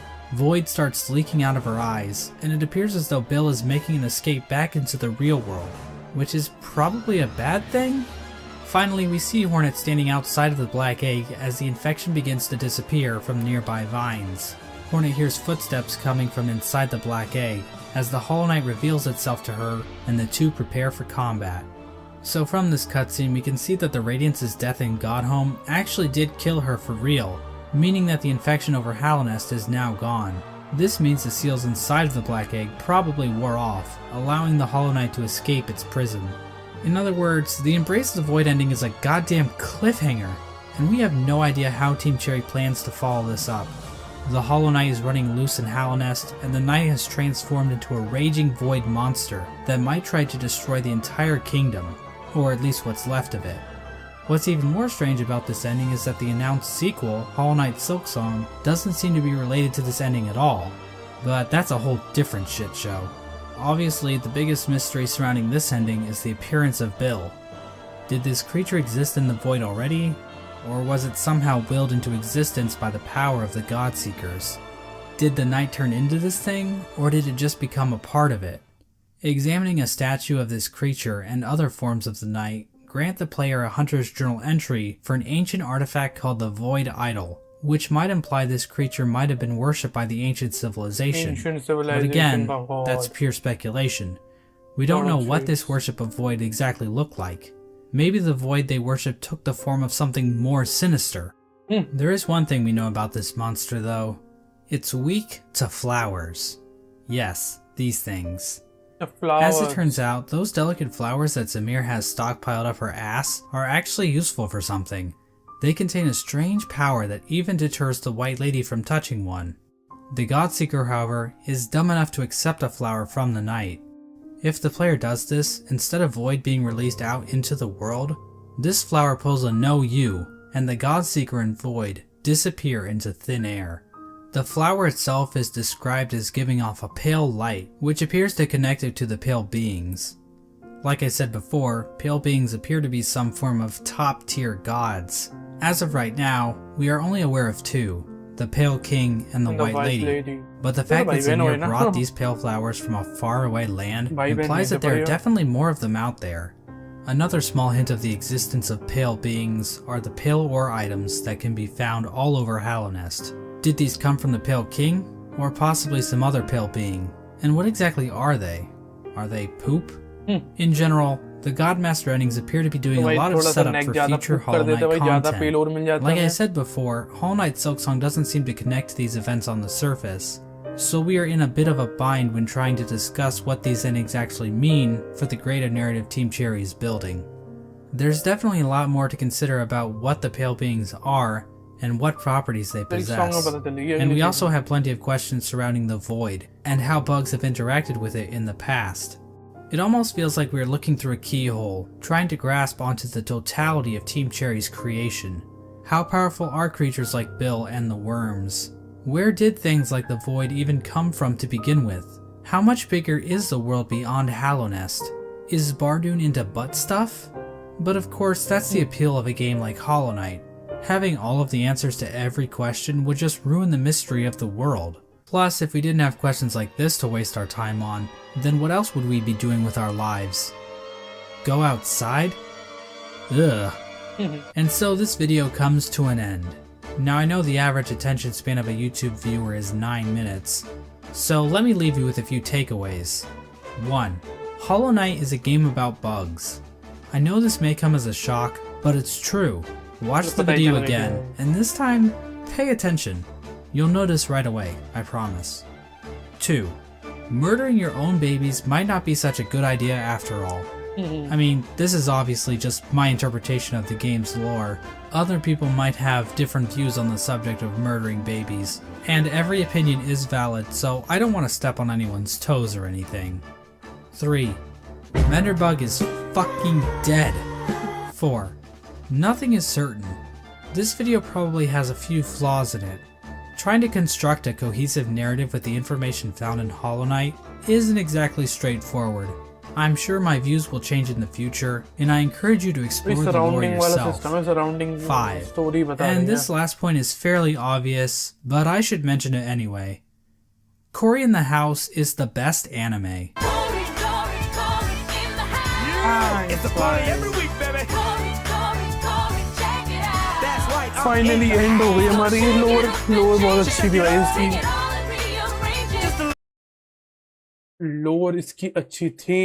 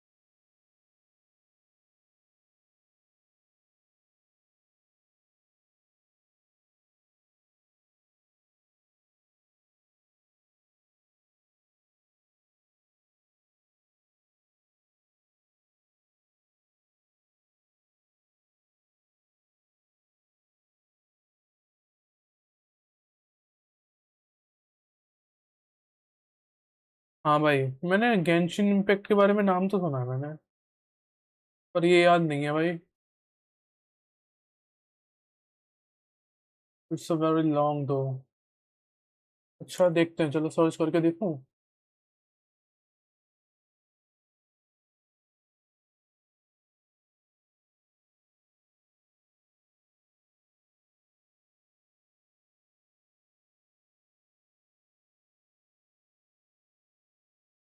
तो वैसा game लग रहा है थोड़ा सा,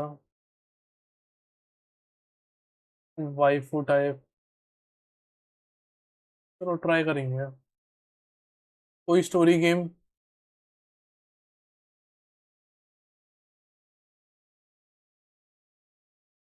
तो वैसा game लग रहा है थोड़ा सा।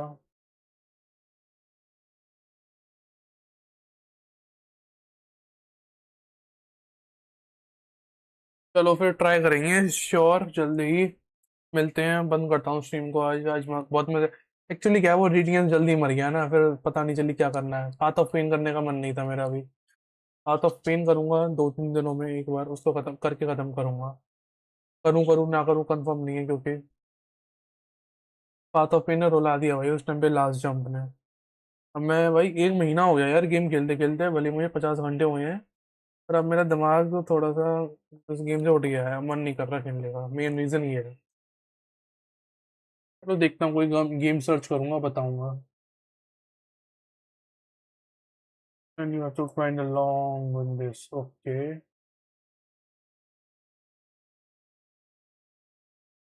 श्योर भाई। चलो चलते हैं फिर, बाय।